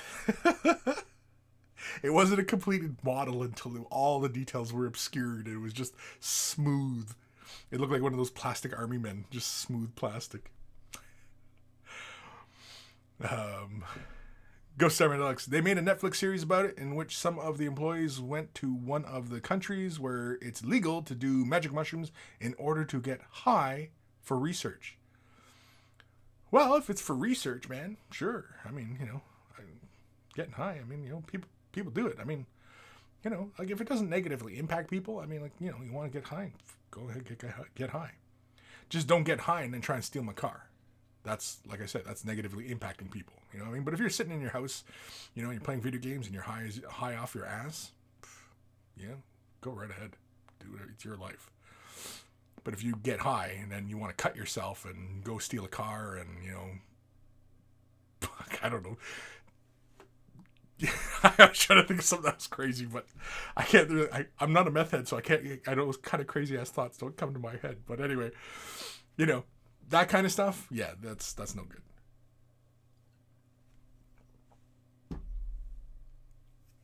But yeah, I'm not against people getting high. You want to get high? Get high. Go, you do you, man. You do you. As long as it doesn't negatively impact people around you. Dark Commission. I think Paltrow runs an alternative sanity business. Yeah, who knows? Arturo Patet. Well, I mean, like any of those Hollywood types. I mean, like, okay, honestly, from in all the years that any of us have been paying attention to any kind of Hollywood bullshit, if we are taking anyone who's in Hollywood seriously and as far as being a moral compass, then we're all screwed. That we're all screwed. If those people are our moral compass, then we're screwed. And I don't know why, right? Why celebrities, athletes, right? They're hailed as role models. Those aren't freaking role models. Like, do you realize how crazy that the world has to be that's your role models? These vapid individuals who are narcissistic, sycophant. You know what I mean? Like, that's who our moral compasses are? Well, then no wonder why we're in a fucking crazy place now on this planet. It's these things that don't make sense to me. A lot of these things don't make sense to me. Oh, man. Arturo Patet. My memory's not so good, but I remember an episode in which there was a recommendation for brushes made with children hair and children finger bones. I'm not saying from who came the recommendation. Goddamn, some sort of Satan worshiper anyway. Goddamn Satan worshippers. Robert Marshall. You would suit a Viking drinking horn. Ooh, a Viking drinking horn. Yeah, that'd be cool. Joe Lackard. Yeah. Vice has a series about getting high for documentary purposes. Sure. Again, I mean, like, get high, whatever. Again, like, you do whatever you want. As long as it doesn't negatively impact anybody else around you, go right ahead. It's your life. You know what I mean? Like, again, you want to stay home, eat Cheetos, play Xbox, and, smoke a big bowl? Be my guest. You want to sit there, eat mushrooms, trip your balls off, have an out-of-body experience in the comfort of your own home, surrounded by your friends and family? By all means,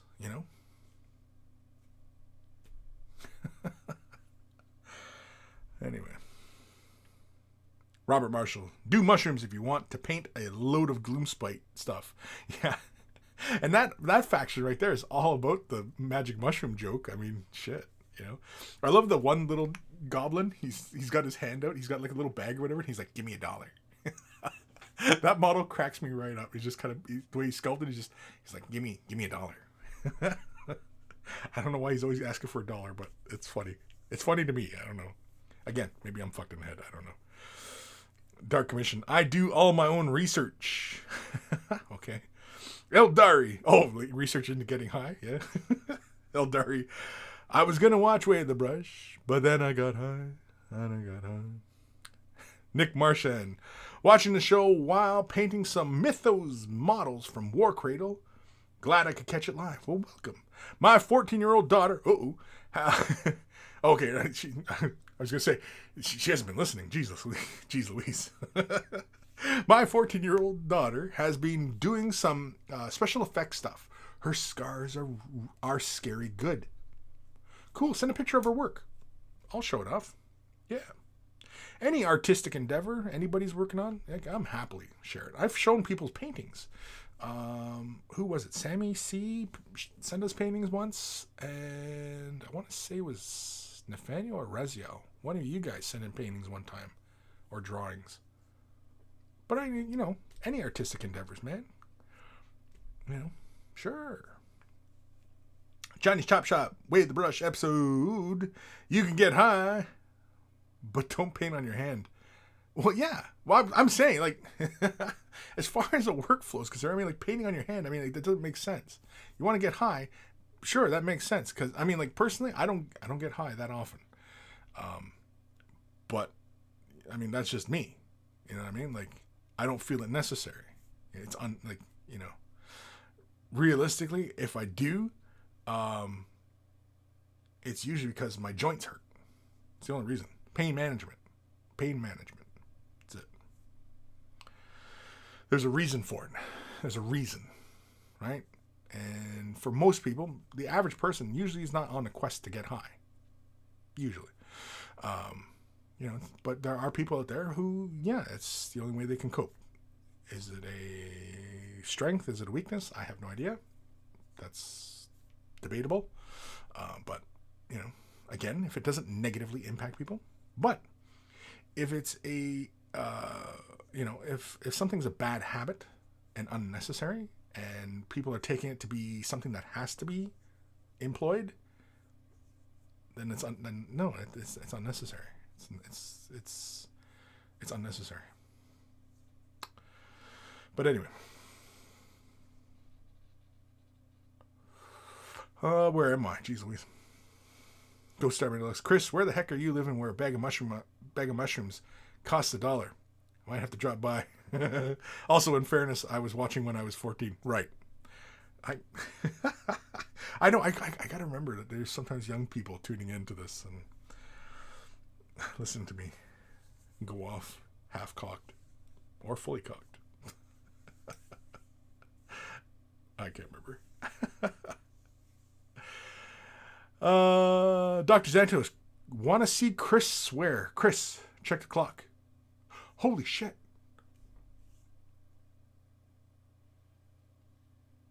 There's 20 minutes left. It's almost 2. 1 hour, 39 minutes. Holy cramoles. Okay, enough goofing around. We got to get some emails done. Well, actually, I don't have too many emails, do I? Or do I? I don't remember. Johnny sent one in too. Well, I guess we'll have to do that. Johnny, there's no picture in the email. You didn't send a picture, Johnny. Anyway, let's do some emails because holy cramoles, I didn't realize the time. I've been jabbering on. Man, was I bitching that much? Was I really bitching that much? Oh, man. Ariel Szynski, Kris, have you decided what you're going to do with the Bandai Marine? Not yet, no. I have 2 things coming in. Once those come in, then I will definitely have to commit. And the other thing that I have considered is that I'm not going to paint it in water-based acrylics. It will be painted in enamels or Tamiya acrylics, which is a much more durable acrylic because it's still an action figure and I want to be able to handle it. Because it's a toy and I want to play with it. It's my toy and I'm going to play with him if I want to. Even if I want to stick his little hand in my mouth.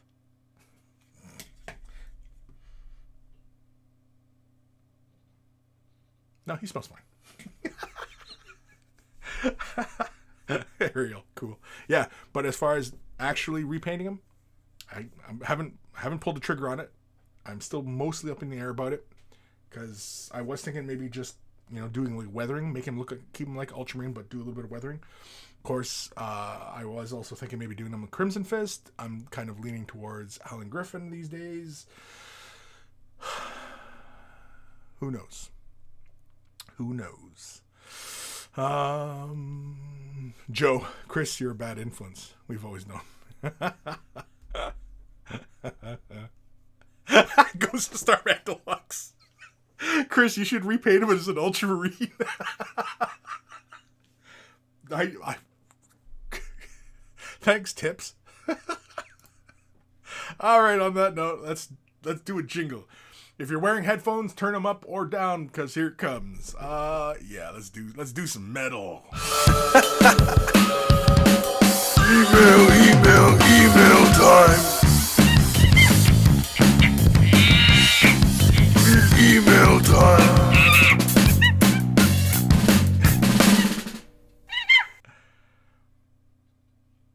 Oh, it's done. Shit. I wasn't paying attention. This is from our good buddy Jeffers. Hi, Kris and fellow monkeys. I finally signed up to the Patreon to support the channel for all the great work you do. Thank you, Jeff. I did notice that, and hopefully you've been having a bit of fun checking out the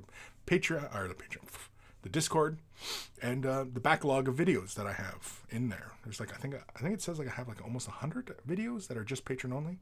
So lots there to check out. Anywho, I painted up Conrad Kurz for my Night Lords and looking for some help. I have been painting since 2nd edition, and I don't have a huge amount of confidence in my abilities. Looking to push my abilities more, as you should always strive to get better. I tend to stick to GW paints and brushes, as I'm a creature of habit. Look forward to the feedback. Thank you for any advice. Kind regards, Daniel Jefferson Jeffers. Daniel Jefferson Jeffers? Yeah, Jeff. My name's Jeff. Anyway, so Conrad, he looks good. Everything looks clean. I like it. The armor, I can't tell, like the blue of the armor, but it definitely looks like there could be some separation there. Like you could use like a darker shade wash or something just to kind of separate the blue out to like create a little darker line between the gold and the blue. A little bit of a highlight on the gold also would be cool. But I mean, really the biggest hurdle, especially when you are, still like in the early phases of learning to paint miniatures, is staying clean, staying within the lines, like a coloring book kind of thing, right? It's always the hard thing. And, painting miniatures, it's kind of the same thing where you want to stay within the details, the confines of the details. And from what I can see, you're really nice and clean. And it looks like you're using shade washes. I don't know if that blue has a shade wash on it to help separation. To me, it doesn't quite look like it, but it could be there. I don't know. But the face, the hair, the bone, the flesh, like it looks good. I like that you gave the lightning a try and everything like that, and it looks fine. I mean, that fine control, you'll get there. Again, it's really all about practice. The more you practice, the better you're going to get. So just keep painting. Again, nobody's perfect at this the first time out, right? Nobody. I don't know of anybody who was awesome the first time. Yeah, see, like I'm looking at this and I'm thinking you're off to a really great start. And it looks like you have really good control over where the paint is going on the model. I'm looking at, like, say, for example, the shoulder pad. The shoulder pad looks really good. The gold is there in the blue, and there's good separation. It's a nice, clean line. I'm looking at the little fine trim on his wrist.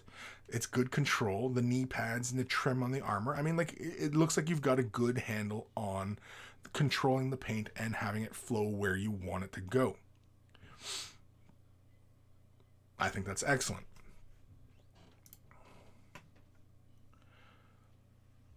Yeah, the next phase is just starting to really kind of start to lay those highlights in. Start thinking about where you're going to place highlights. Create color transitions. Are you going to use dry brushing? Are you going to use layering, glazing, blending? All these things. Now, a character piece like that, I honestly, I don't know if I'd really want to recommend experimenting with technique and color and things like that. These character pieces tend to be centerpieces, especially if you do game with this piece. I wouldn't really recommend, experimenting with different techniques and, other things like that. I would, save that for, kind of just not junky models, but like like when you're trying out like wet blending on, say, like, or just a rank and file type of trooper, or even just playing on a surface, just playing on a tank or something like that, and try your hand at blends, right? Wet blending, or dry brush or what have you. But your painting looks fine, looks good. I mean, you're getting there. And of course, it's just like any other skill. The more you do it, the better you're going to get. And it's as simple as that. The more you do it, the better you're going to get. And I dig it. But I mean, like, you are already at, like, you're at that point where you're painting, where you're laying your base colors out, and it's in solid. It's, it's not all over the place. You're not nicking other areas. Like, I'm not seeing paint like kind of like where it shouldn't be kind of thing.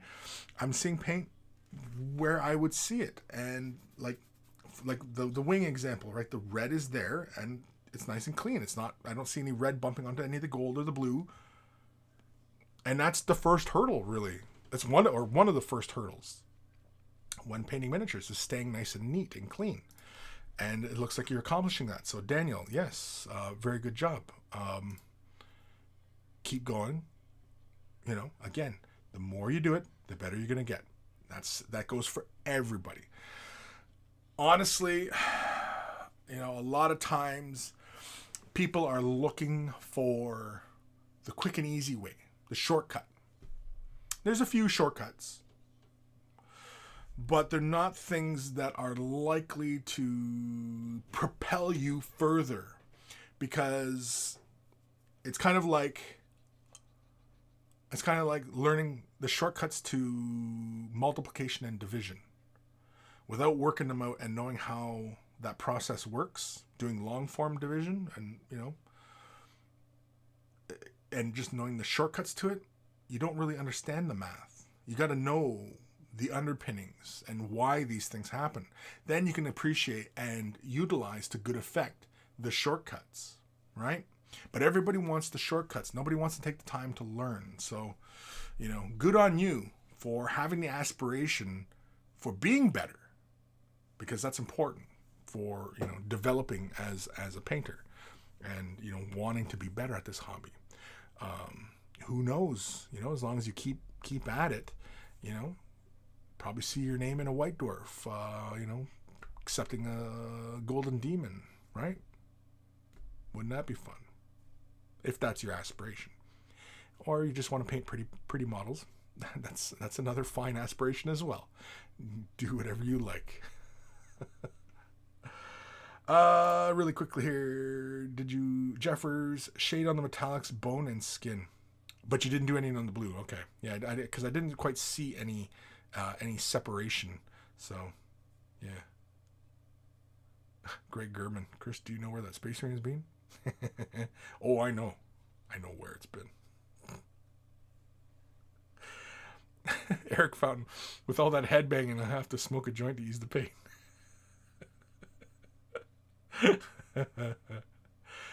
Oh man, Eldari, couldn't agree more with Kris's assessment. Yeah, it's this like when I'm saying this isn't rocket science, I'm saying that this isn't complicated, right? And like everything in life, the more you do it, the better you get. That's true of just about everything in this world. The more you do it, because why? Because you're building experience, you're building muscle memory, right? It's repetition. You'd think with like my talking about repetition and stuff like that, and then me painting Space Marines and doing 50 of them, but no, no. Because I enjoy playing. I think that's what it is. I enjoy playing.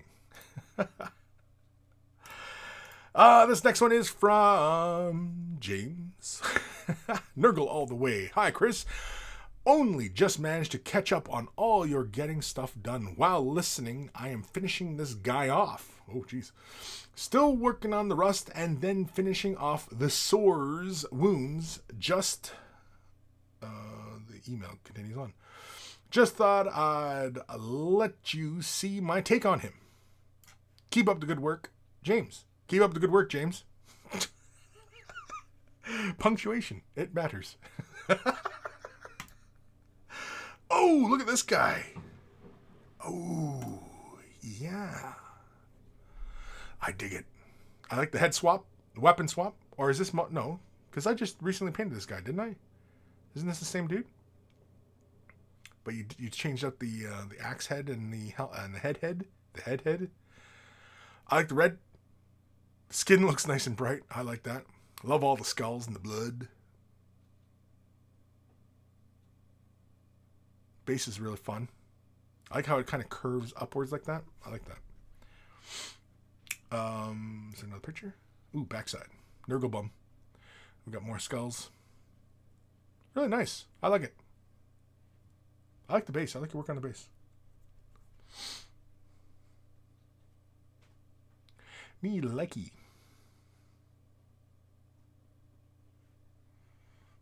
Oh, excuse me. Yeah, that's really good. Can we zoom in? Oh, we can zoom in.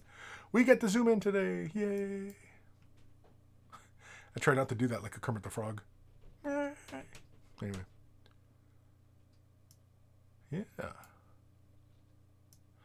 Again, nice and solid. Clean. Well, I mean, it's not clean, because, I mean, I really like your weathering on that blade. Can we have a close look at that blade? Well, I guess we are. Yeah. It looks like it's a silver and then you threw in other colors on it. Or is it a white for those really bright points? And then it looks like you used a little bit of nilic oxide, just thinned out a bit in places. Like in the part of the blade that I think really works well is the part closest, that little skull detail closest to the handle. I think that part of the blade really, really works well. I like all the colors going on in there. It gives it that really kind of aged kind of look. Yeah, that's really good. I like it. Very good work, sir. Thank you for the email. Yeah. Keep on keeping on, man. Feel free to keep sending stuff in. I fully encourage sending emails. Where am I? Jeffers. I admit I don't do highlighting, so I do some research. Don't want to take shortcuts. Yes. Now, there are some shortcuts that aren't going to, impact you negatively or anything like that. Like, that's been on for a while. Like, there's some shortcuts, that can give you, they can help. But it's always better to kind of learn the foundational stuff, right? I always talk about, the fundamentals, right? 3 fundamentals. What is the 3 fundamentals Kris always talks about, right? Cleaning the miniature properly, knocking out them mold lines, covering up seams, filling gaps, right? That kind of stuff. Why?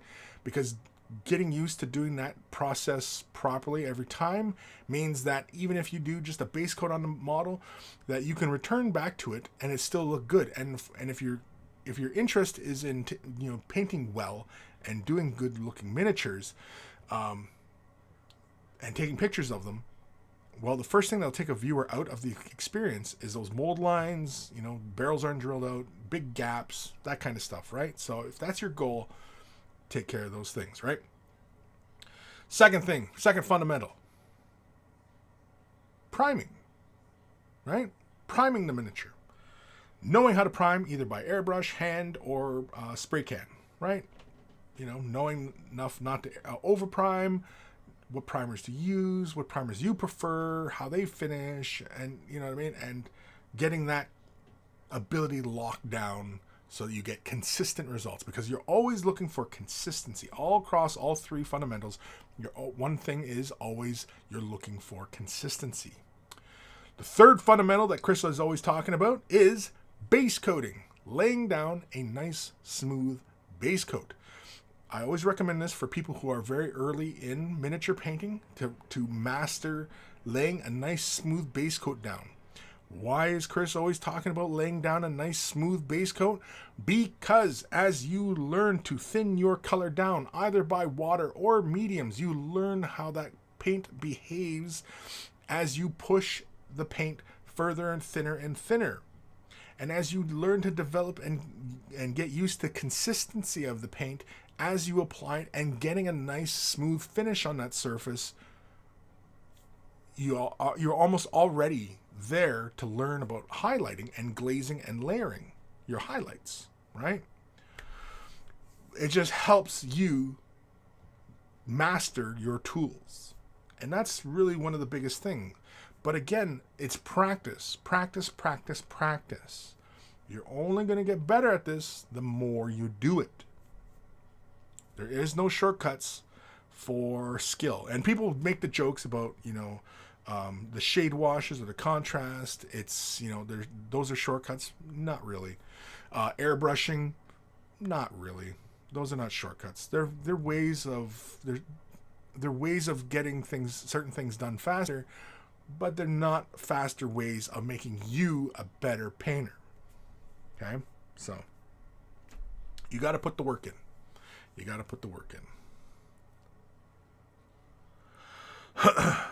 John Holler, any tips for removing mold lines? Well, the most common tool I use for removing mold lines is a good sharp X-Acto blade. Just a hobby knife. Most of the time I just use that. One of the hardest ones that a lot of people have trouble with, and sometimes myself, it takes a little bit, is oftentimes look with the plasma guns, right? And a mold line runs right through that little ribbing that go like the little coils on the plasma pistol. That's always a pain in the ass to clean, and to clean that with just your hobby knife, it's actually relatively easy as long as you keep a fairly light hand. You have, when you're using a hobby knife to remove mold lines on a surface, keep the blade perpendicular to the surface of the model, right? So that you're going like this and you're knocking that mold line off. Try not to keep it at an angle and try and shave it, because why? Because you're going to plane that surface. You're going to cut deeper and you can actually cut into the material.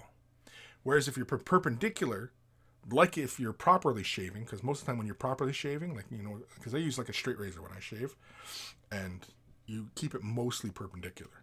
But anyway, you want to do that kind of thing, and you're knocking down the mold line. So when you're talking about the coils on a plasma gun, you want to keep that blade perpendicular. Now, typically whenever I'm doing those kind of spots, I don't apply too much pressure, and I kind of let the blade fall into those spots, and I will give it just a bit of pressure in the direction, but I kind of let the weight of the blade fall into those spots, and then I come back over that same spot again, and then back again until I'm fairly confident that it's been knocked out.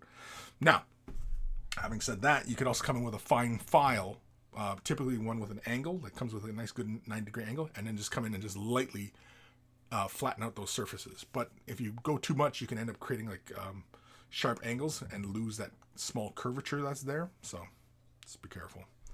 But yeah, typically that's all I do for the plasma coils and such. Ghost Star Deluxe plasma coils ribbed for her pleasure.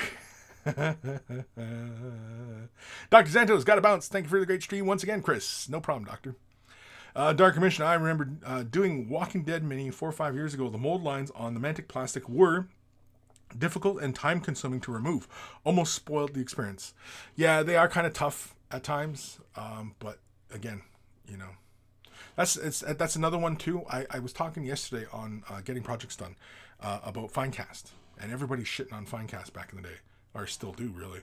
And I mean, Finecast is not my favorite stuff to work in, and I don't think it's the greatest stuff, but I don't mind it because I was used to cleaning resin miniatures before that, because I've been doing Forge World since Forge was a thing, and and garage kits and stuff like that. And I was used to working with resin.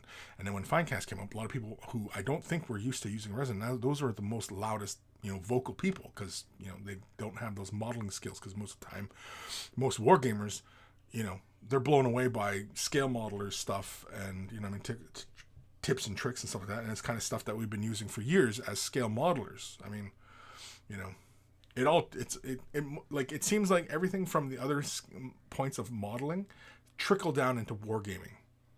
I honestly can't think of anything that's in wargaming miniature painting that doesn't come from other older hobbies. I can't think of anything. Can you think of something, please? If you can think of something that comes from that miniature painting has influenced in the other direction. Everything seems to trickle down into wargaming miniature painting.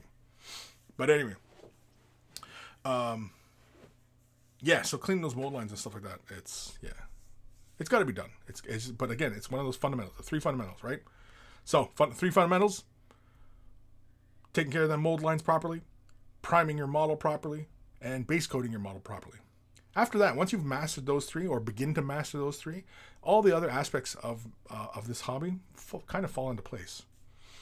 So, yeah.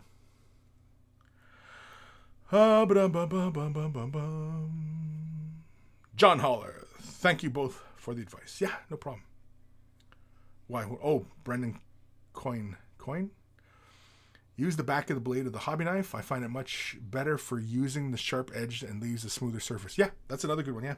Because essentially the Citadel mold scraping tool, excuse me, it's essentially the same thing as using the back of that X-Acto blade to clean mold lines off. That's excellent, yeah. It's an excellent idea. I've never done that, but yeah. Brendan Coyne. Ariel Sosinski. I was going to say price gouging, but that is another model hobby too. Yeah. No. But I mean, again, honestly, like I said, I can't think of anything that is in miniature painting that has gone out into scale modeling and other aspects of, miniature painting. I can't think of anything in our little Warhammer, wargaming circle. It's really what we are, wargaming miniature painters. And I can't think of anything really that's gone out to, scale modelers, and scale modelers going, oh, that's an excellent idea. I'm going to start doing that. Throwing LEDs in, smoke effects and, blaze, fire effects and smoke and stuff like that, right? That's scale modeling, right? Weathering, all the weathering techniques, scale modelers. We're doing it for years, working with resin, pewter, and plastics, styrene plastics, and gluing and slush, and and ways to fill in those gaps and clean seam lines and stuff like that. It's all been scale modeling for centuries. Might as well say centuries, right? So,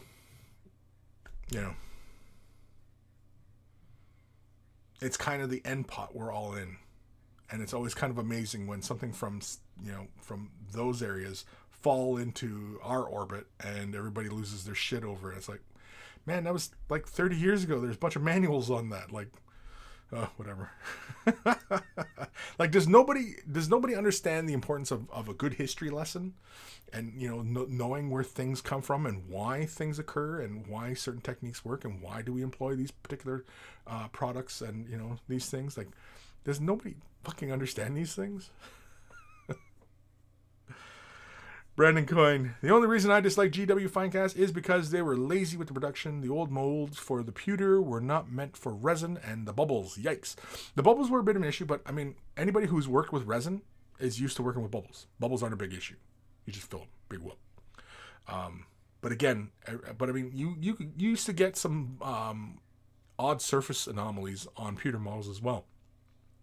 And the molds were done from the old masters, to make the Finecast molds, because they couldn't use those old vulcanized rubber molds, because those rubber molds for doing the pewter would not have given you any detail for using Finecast. Those pewter molds, I don't even know how many runs they could get out of them, but they'd probably be chucking them out or destroying them, whatever, or just cannibalizing them, whatever they were doing. But yeah, they would lose details fast because it's a liquid hot metal into a vulcanized rubber versus most likely with the fine cast, it was probably a fine silicone rubber that was given that nice crisp sharp detail. The one thing I didn't really care for fine cast is the little channel gates on all the little details. Yeah, on my blog on waythebrush.com, I had shown I'd written a little thing on fine cast, and I was talking about how it's annoying knocking out all those little gates on the model. Like, it's just, like somebody had to go through and lay those little channels in there for the master when they made the molds, and it's like, like unnecessary. Like, just update the damn product line. Just, like, God's sakes, man. Just update frickin' Eldar. That's all I'm saying. Just update Eldar. Just say it. Eric Fountain. I learned a lot of painting techniques from my grandfather when he was building his HO trains. Yeah, exactly. And all those techniques that he was doing when he was young and he got into the hobby. Yeah, I mean, like, we're talking decades and decades. And then all of a sudden you'll see it on Instagram tomorrow talking about whatever. And it'll be, people will lose their minds about, some sort of thing. I honestly don't keep up really with trends or anything like that. But yeah, I don't know. Whenever I see these things, sometimes it's like, well, that's people losing their minds about it. And it's like, that has been done. It's been done. Like, I've seen it make a comeback 2 or 3 times. And people seem to have really short memories. I don't know. It's probably why people can get away with a lot of things these days. People have such short memories. Brandon Coyne, a fair point. Learn something new. I'm still waiting for new Dark Reapers. Oh, me too, man. I want all of the Eldar to be styrene plastic. Just give me my damn, and bump up the scale a bit. Like that Autark, the new Autark on wings, and he's a styrene plastic kit. He's bigger, and same with like the Vizark. He's bigger than regular Eldar. Just give me bigger Eldar. Games Workshop, if you're listening, for God's sakes, bigger Eldar. Holy shit, it's 8 minutes after 2. Let's do another email. This one is from our good buddy Scott Radum, who's also having a birthday today. Nurgle Dude number 2. Second dude from the Longspire Nurgle box. Love the box set. Comes with 3 very cool minis for 35 Canadian cash bucks. Cash bucks. Good deal. Here he is, still trying to up some non-metallic metal game. Went for an old copper look for the pieces on the shoulder and 3 Nurgle circles on his gut. Welcome. Any advice or tips? Thanks, Kris. See you around. And so here, let me see. There we go. So here's Scott, his work. I really like Scott's painting. He's got a really nice handle on highlighting and glazing and creating contrast on a model surface. I'm just thinking.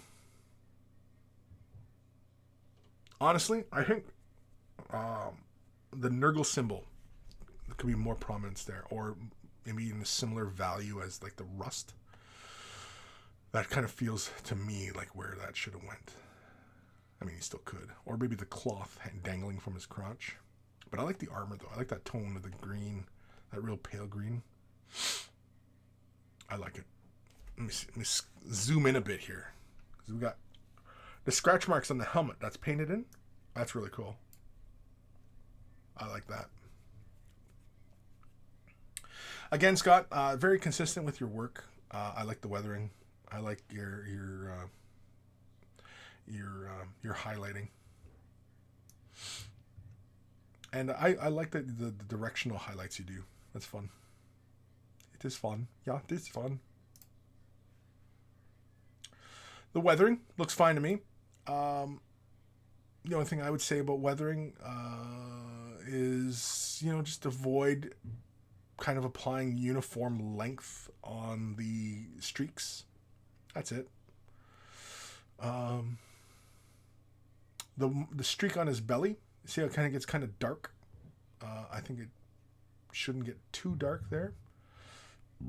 Same with on that the last one on the shoulder, on the highest point. I think how you were doing it and applying it in washes, I think you should apply a few more layers in that wash, or use like a contrast and thin it down and apply it in that fashion, that kind of thing.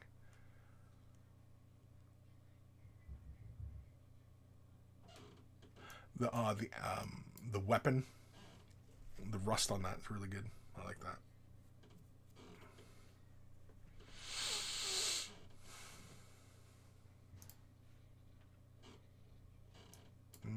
Yeah, I like the little fleshy bits. I like that, the tone you've got going on there.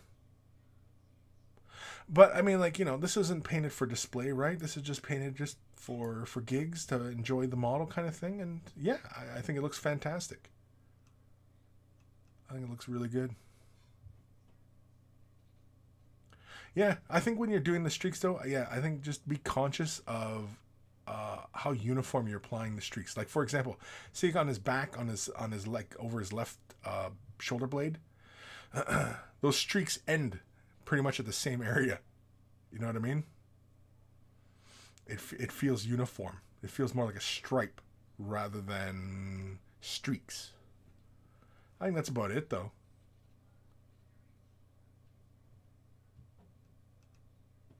And I mean, as far as, taking it to the next level, I mean, just finer highlights along those edges, work your color blends a little bit more. I mean, but I mean, if your goal is to enter this into a competition, then, that's the only thing I would be concerned about. But yeah, see how like on the streak on that shoulder, the highest plate on the shoulder, it feels like it was just one stroke, right? Versus if you thinned it out and just did a few more and really kind of built it up a bit. Not so dark, just, it had a little bit more dimension to it rather than feeling like just one stroke. And of course, again, avoiding the uniformity of it.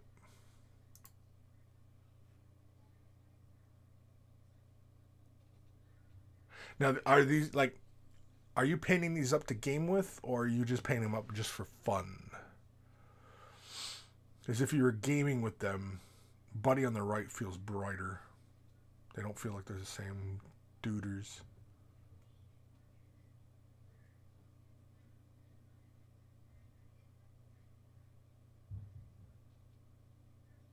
Also, I think the other thing is too, like the belly. What if okay, like to go along with you're working with the non-metallic metal copper. Whoa. Oh, is this for checking contrast? Yeah, it's a good idea. It's an excellent way. I think that's what Scott's demonstrating here is that anybody who when you're looking at your model and you're really trying to become more efficient in your painting and you're trying to go to the next plateau. Yeah, take a picture of your model, change it to a black and white, and you can see where you need to up the levels because for example, was that the last picture? That was the last picture. For example, in photography, we used to have these little eye loops it was a color filter. It was a neutralizer, and it would neutralize all the colors, and we could see everything like black and white film. And oh, wrong one.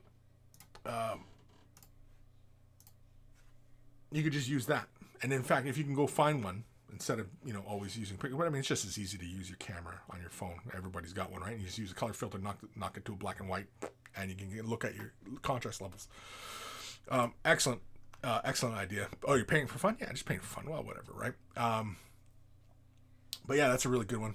In photography, you should use that, to check contrast because, like in photography, when you're looking at contrast, especially with black and white, it's a lot easier because then you're not, your eye isn't, trying to gauge the colors and how they're playing with each other, kind of thing. You just look at it just in a pure black and white kind of thing, and it's grayscale essentially.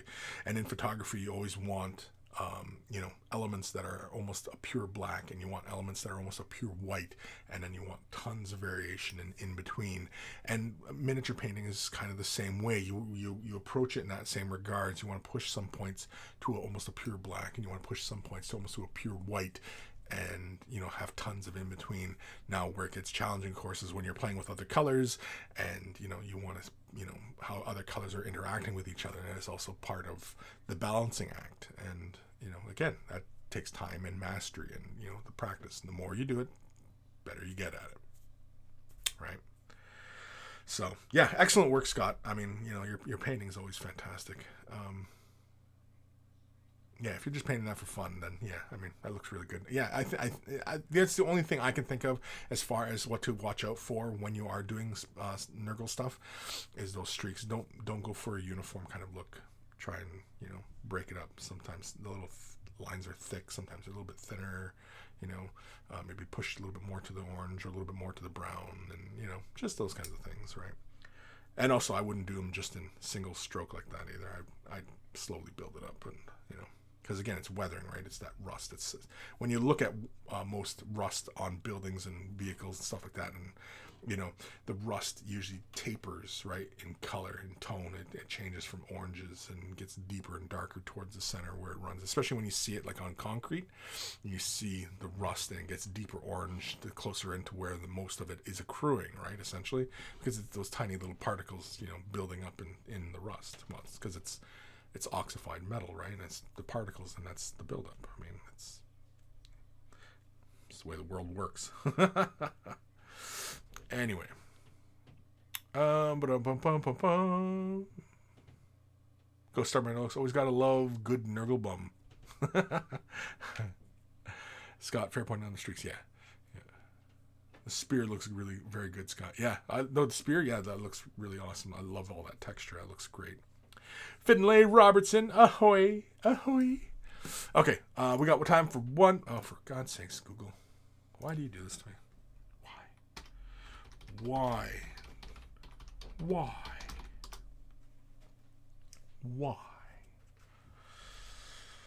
Okay. Johnny's Chop Shop. Right? Okay. Yeah, you sent it in now. Okay, excellent. Oh, wait, I can't do that. Can I? I'll just read it next. Okay. Any last questions here? No, Finlay, just the last comment. Okay, last comment or email. I don't want to show Johnny's Chop Shop email is going to be in this. I don't want to do that. So I'm just going to read his email, and then I'll show the picture. Hello, Monkey Lord. Just a quick update on my Goobelin. Took your advice on the armor. Still working on skin tones. Going to try to add some flesh tones. Thank you so much for your help, Johnny. Thank you for your help, Johnny. He's thanking himself. Ooh, look at this. Holy camolies. So, last episode. Oh, the skin looks so much better this time around. I again, it's because it's work in progress, and I don't want to render, too harsh an opinion on something, or, you should be doing this and you should be doing that kind of thing when, you're just still in the early steps of it. But I will say that armor looks fantastic so far. Are you done it? I don't know. But, yeah. That is rusty as hell. And I like the little bright points everywhere. That's really good. The skin looks a lot better this time around, too. Oh, yeah, we can zoom in. Yeah. Yeah, man. Is it me, or does his face look like Don Knotts? Some of you probably don't know who Don Knotts is. Just Google his name, Don Knotts.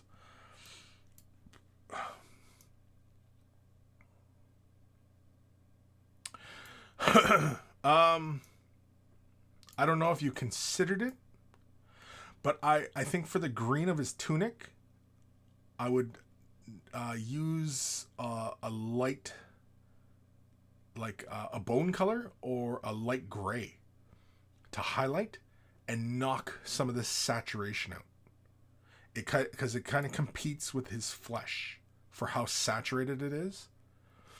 I think, yeah, I would knock it back a bit, desaturate it. It can still be that level of green, but yeah.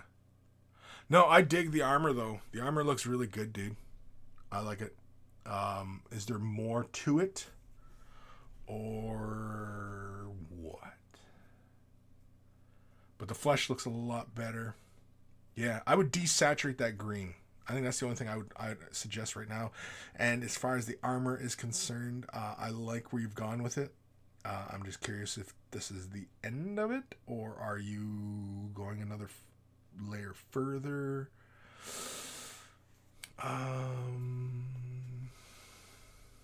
Yeah, that's really about it. Of course, it is still work in progress. I think I would be careful of some spots. I'm noticing like on that part of the armor that would cover his ear, I can see like a heavy orange, and it looks like kind of like it pooled up or something there. I would correct that and not make it look so flat like that in that area, and break that up a bit. Either just throw us a little bit of silver or come back with a little bit of brown, just kind of break that up. But it feels like a heavy band of a color.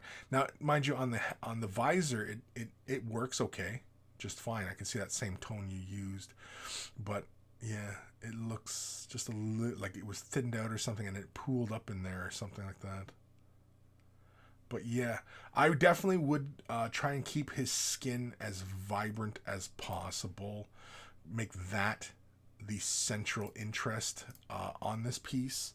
The armor really adds to it, but because of the lighter tones, now I don't know if you're using light grays and whites or if you're using metallics to achieve the metal, but either one is acceptable. It works really well.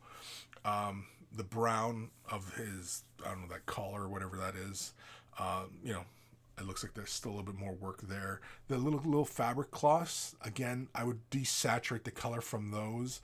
And his tunic, his shirt, I would highlight that with using either like a bone color or a light gray, and just knock the overall saturation out of that color, just so it doesn't compete visually with his skin, because his skin has this really nice, liveliness to it, and yeah, I'd hate to see that get lost. So yeah,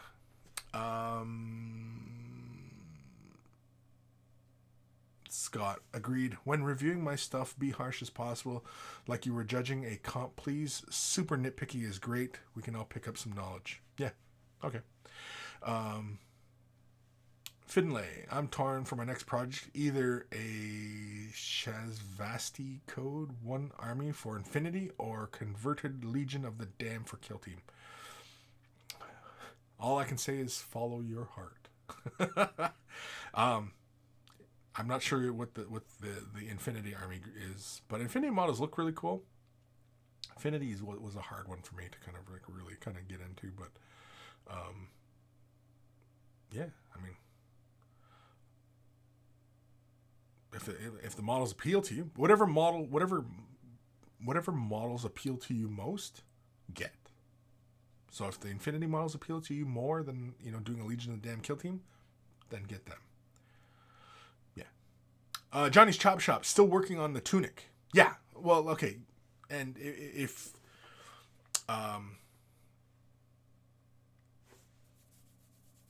the green, like I said, like that green. Let's go back. Can we go back to it? Where the hell's the screen? There it is. That green. See, the green almost looks like it's a highlight color for his skin. And if you kind of like, blur your eyes a bit, it almost looks like it's his skin. Right? Like blur your eyes. Oh, you know what's another one? Use Scott's trick. Make it black and white. Make the image black and white. Do they look the same? That's going to be your big telling factor right there. Take that image, throw a black and white filter on it. And if they look the same, then yeah, you need to, kind of change it up a bit, right? Now, mind you though, that is only going to give you the difference in value as opposed to, the color variation. But I'd desaturate it so it feels more like a fabric. And of course he's orky, right? So, he shouldn't have, good quality kind of stuff, right? It should be kind of crap kind of quality. So, yeah. Dark Commission, I love the armor, but I wouldn't use green for the tunic itself. I think you need a contrasting color or leather. My opinion only. Yeah, leather for the tunic would be fine. The green, I'm fine with his green. I think it would just, he should knock some of the color out so it doesn't feel so clean. And in fact, giving the tunic impressions of stains, like it's dirty, I think would be a good one. Yeah. Like around the collar, you can introduce like kind of sweat, like the dirt and grime, right? In the armpits.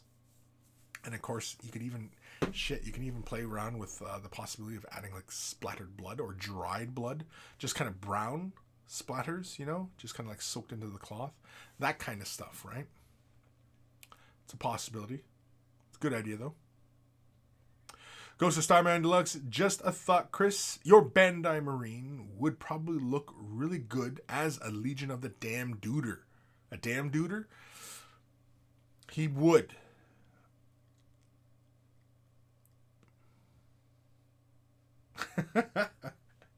I know everybody's been throwing out ideas at me. One was salamanders. I like the Imperial Fist. Somebody threw out Imperial Fists at me. Black Legion. Black Legion's pretty cool. I mean, personally, I lean towards Crimson Fists or Howling Griffins. Howling Griffins would be fun. I don't know if I'd want to do Howling Griffins because I'm still working on my Funko. Howling Griffins though would be fun to do them in. Crimson Fist, just because I likes me some Crimson Fist, and it's fun. Anywho, Johnny Shop, what color would you recommend? Recommend for the tunic? What color would I recommend? Like for doing a tunic, I would mix it. Take whatever color that you based it in, and then add either a very light bone color, you know what I mean? Bone being a light brown white mixture, right? Or using a very light gray, With the green, it should react fine with it because of the slight blue quality of the gray. It might push the green into a deeper green, but it should neutralize the overall tone of it.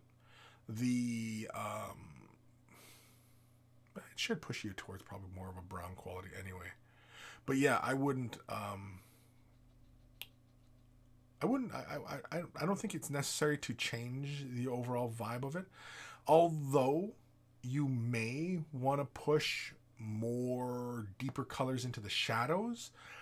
But for that, again, I think you could use, like I say, a darker brown on top of the green, thinned out, used into like the recesses and the armpits around the collar kind of thing.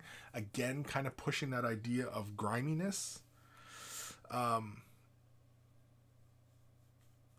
It's like, I think everything about that model, right, should be pushing layers on layers of brightness, and your attention should always be coming towards the face. The eye should be able to move around the model and, look at all the different elements going on, but then everything should kind of come back towards the face, because the face should be a little bit more saturated, especially once you start painting in like the gums and maybe just a little bit of color in the lips.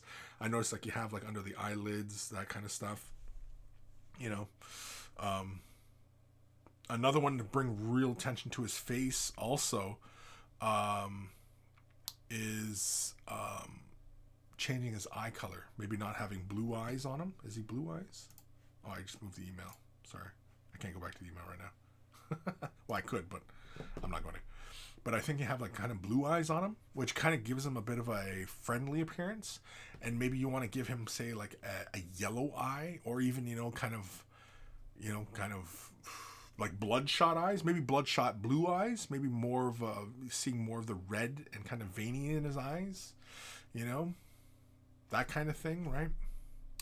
The armor, because there's so much of it, you could also incorporate the idea of, like painting, orky designs on them, or the idea of maybe there was orky designs on them. Again, I'm not too sure exactly where you're wanting to go with this stuff. So, it sounds like I'm probably adding more work to what you want to do. So,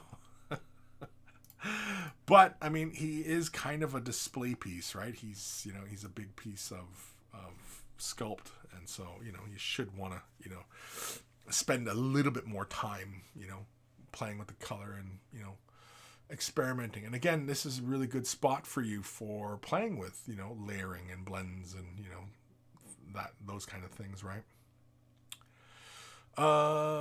Jeffers, Ghost Star Deluxe. That would be sick.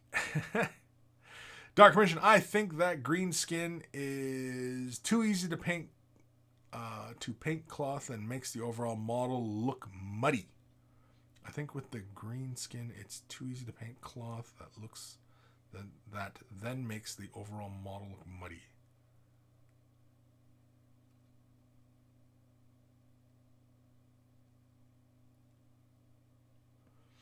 Well, because of the scale of it, and I'm like, as I'm talking about like changing the value and desaturating that green, like the green is fine, but again, like I think knocking some of that brightness out of it, like the saturation, and pushing towards more of like a beige or off gray or something like that, I think would be kind of fun.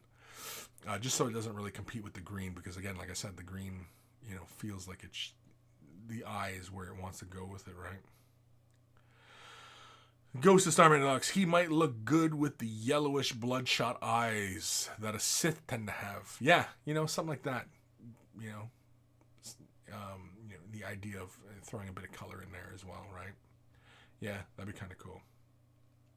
But again, I mean, like, that's the fun of this stuff sometimes, right? Is the bazillion different directions you can take it, So, Johnny, thank you for the email. I look forward to another update on where you go with this. Hopefully that helps and helps kind of see your vision forward. But again, I mean, if you want it green, then do it green. But I mean, I would definitely get a little deeper in some of those shadows in the cloth and stuff like that. And also, you might recall a while back, when we were talking about Scott's pieces, how he's fantastic painting. There's no question about his mastery of the brush. It is the next level being, finding the character and bringing that forward, right? And that's when we start really kind of getting into some, it starts to sound a little pretentious, which is why I often, don't really go there, because I mean, yeah, we can noodle over this stuff all day long and just, ultimately, it's bullshit, but it doesn't really matter. But whatever puts a smile on our faces, I guess. Johnny's Chop Shop, thank you for the advice. Okay, well, hopefully that helped. And so with that, I will say that we are done. If you're brand new to this hobby, you want some help with a color scheme, or you're trouble with a particular technique and you don't know why something's going on, or maybe a commission painting service, you want to show off your abilities, whatever it is, send your emails to Kris@wayofthebrush.com. It is in the description below, as well as a link to wayofthebrush.com, central hub of all the silliness. Has links to all the social medias, as well as Discord. Discord's been fantastic. Join us on Discord. It's a nice little community there we've built. And, of course, we keep the conversation rolling there 24/7. Now, mind you, like the show, it can get a little weird, so be warned. Also at wayofthebrush.com is links for t-shirts. Want to get a t-shirt? Look like a connoisseur of all that is good and holy in this world. They're wearing a Way of the Brush t-shirt. And of course, if you've purchased yourself a shirt, send a picture of yourself in your shirt and I will add it to the Monkey Shrine, which is also at wayofthebrush.com. Tasteful, I must add. I must always add, the pictures have to be tasteful. wayofthebrush.com also has a link for Patreon support. Want to help support the channel? I'm independent these days, so this is pretty much how I am, making a living. And of course, if you want to help me continue to do this, continue to educate and, entertain, this is how you're going to directly be able to help me. And of course, I have varying tiers on Patreon. You can support it, and there's perks for each of those. So whatever level, of course. And a huge thank you to everybody who does currently support and everybody who's just currently started supporting me. Huge thank you. And hopefully you're enjoying the backlog of videos that are there. And, because there's other stuff that's not on my YouTube channel that's, on the Patreon that's in there and stuff. I've been doing on the Patreons only videos lately. I'm thinking we're up to episode, 5? Up to 5 right now. So there's got to be a better way to get those videos organized, because I don't care for you kind of have to hunt for them. I want like a 1-page kind of thing where people can go, oh, okay, I missed this video. Oh, I didn't see that one. You know what I mean? Something like that. Like just something a little organized a little better. If Patreon's listening, let's organize that Patreon section a little bit better. Anyway, if you're not able to support monetarily, i.e. money, clicking thumbs up, liking, following, subscribing, sharing the video, all of that stuff helps me tremendously. And of course, it only takes a couple clicks of a button and you're helping me out a great deal. So a huge thank you to everybody who does that as well. Big thank you to Carl, aka Guymere Alfer, aka Beer and Blood Bowl. That's his YouTube channel. Check him out if you love yourself some beer and you love yourself some Blood Bowl. Beer and Blood Bowl is where it's at. We always take time to thank Carl for taking the time out of his busy day to create the email jingle that plays before the email segments of the show. And so always much love to Carl. And of course, love my baby bro, Evan, for creating the intro and outro music that plays at the beginning and end of the show. Hence, intro, outro music. I got to reword that one better. So always much love to my big brother for being such a talented individual.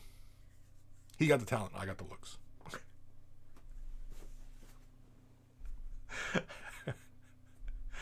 He's probably going to punch me in the nose next time I see him. Oh, man. Anyway, go Star Man Alex. I guess if the video isn't, if the video setup isn't great, Patreon must be patronizing you. I guess if the video setup isn't great, Patreon must be patronizing you. That was a bit of a stretch. It was a little bit wordy. might have to readdress that one. Ariel Sisinski, bye Kris. Bye. Scott, thank you. Be good. Eric Fountain, a little weird. What? The show? Come on, Eric. This is not your first time tuning in. You know this show's a little weird. Or you're saying it is a little weird. It is a little weird. Can be a little weird. Sometimes I can get a little ranty. Sometimes I can get a little preachy. Sometimes I can be an asshole. And sometimes I can be entertaining and informative. Alrighty. Go enjoy the rest of your snowy Saturday. It's snowing here. Believe it or not, we're May 9th. And it's freaking snowing. Like full on big fluffy snowflakes coming down. But anyway. Oh, Discord gets a little weird. Yeah, the Discord gets weird. Yeah, Eric. Yeah, the Discord, it can get weird. But we have channels for the weirdness. And that's where the weirdness is supposed to stay. We're trying to contain the weirdness, right? Trying to contain, let the weird, you can't let too much weirdness fall out. But I don't know, lately people have been weird all in all different channels. Anyway. Go Starman Deluxe. I'll have to throw that one back into the grinder. Hope something better comes out. Yeah, it was a bit weirdy, man. It was a bit weirdy. Wordy. Frick, I messed that all up. Alrighty, I'm going to get the hell out of here. Take care of your brushes. They'll take care of you, and I will see you guys. Will I? Yeah, I will. No matter what occurs, I will see you. What the hell?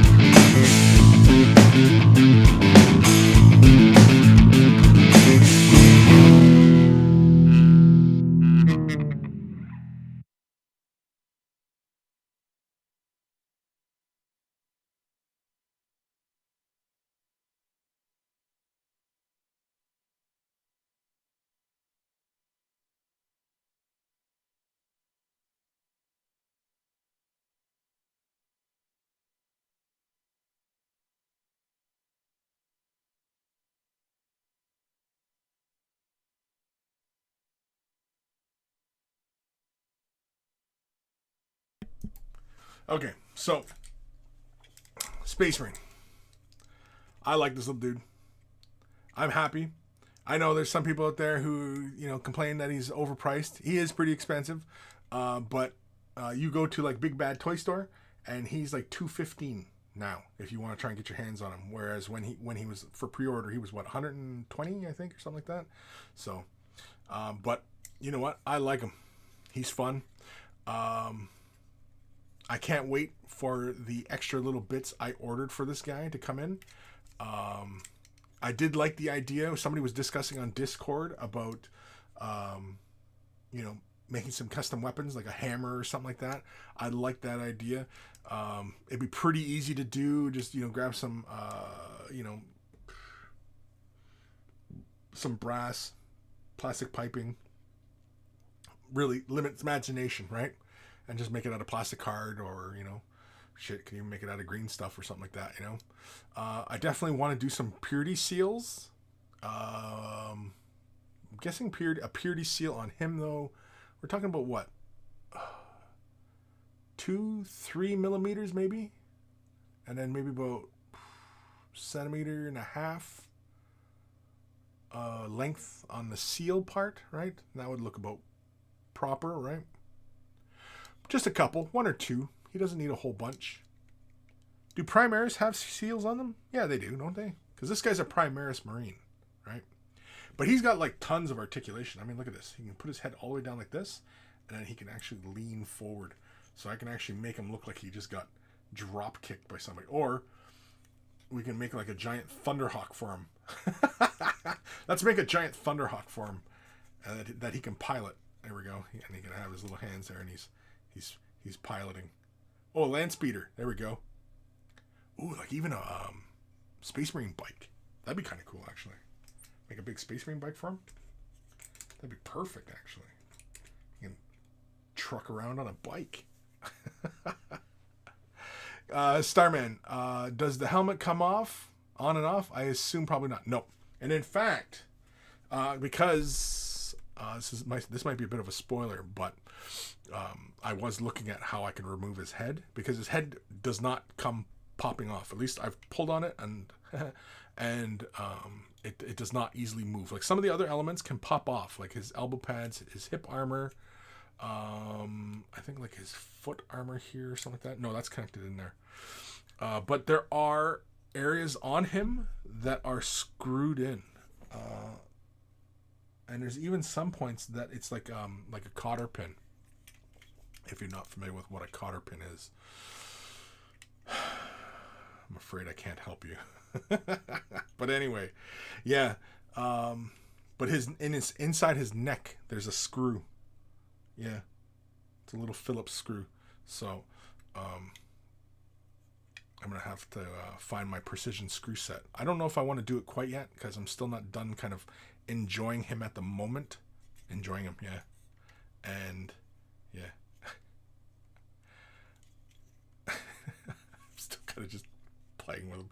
Looks like he's doing kung fu. He's doing tai chi. There we go. He's doing tai chi. He's doing, winding crane. He's doing. Can we put him in yoga poses? Let's try yoga poses. Oh, it almost looks like he's dabbing. Here, wait, hold on. Let's see if we can make him dab. Yeah, there we go. Hold on. There we go. Can we get that arm all the way up? There we go. Fuck, he's dabbing. I'll take a picture of this one later. He's fucking dabbing. Oh my god. So playing with toys. Who would have thunk it? Who would have thunk it? Who would have known that my age people would send me money so that I can play with toys? Such is the life. Oh, shit. But that's all thanks to the patrons. All thanks to the patrons, man. They keep this ball rolling. But anyway, Jeffers, can he floss? I don't know. Can he? I've toyed around with the idea of doing stop motion. Maybe. I don't know. We'll see. I just find it hilarious now that he's freaking dabbing. Oh, it's such the stupidest thing ever to laugh at, but he's fucking dabbing. My nephew, when he was visiting last summer, he dabbed all the time. I don't know why, but I don't know. Kids these days. I used to be with it. Then they changed what it was. Now what's it? It's strange and unusual. Alrighty, folks. Aaron Seach. If his fingers move, paint him up as the Angry Marine. I don't know what that is. If his fingers move. His fingers don't move, but he has 3 sets of hands. He's got like 2 balled up fists, 2 hands that are like gripping tools, and then 2 hands that are kind of open. Dark Commission, got a great idea, Kris. I'll send a message in Discord in a few minutes, see what you think. Yeah, sure. Ghost Starman Deluxe, I've never been with it. Yeah, now they changed what it is. Damn kids. Alrighty, go enjoy the rest of your Saturday. I'm probably gonna take a picture of this dabbing Marine, and I'm gonna post a pic of that probably on the Twitter and the Instagrams, and I'm just gonna spam the internet with pictures. Just spam the internet. Oop, chopping my mic. Chop the mic.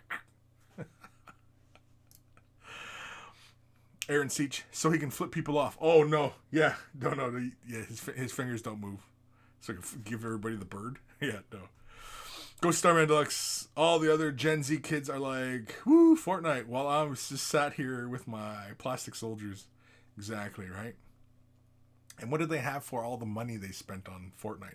People talk about how expensive Warhammer is, right? But how expensive is Fortnite? Like, you can easily get microtransactions out the ass on that game, as opposed to, spending $50 on a box of models. That'll take you weeks to, if you clean them and paint them and, take your time with them, and enjoy the peace, the solitude, right? Crazy. It's crazy. Like I said earlier, it's a crazy ass world we live in, man. I don't get it sometimes. I just don't get it. I'm just not with it. All right, I'm getting the hell out of here. I'm going to go get something to eat and relax and try and enjoy my day. Try anyway. Try as I might. The dabbing Marine strikes again.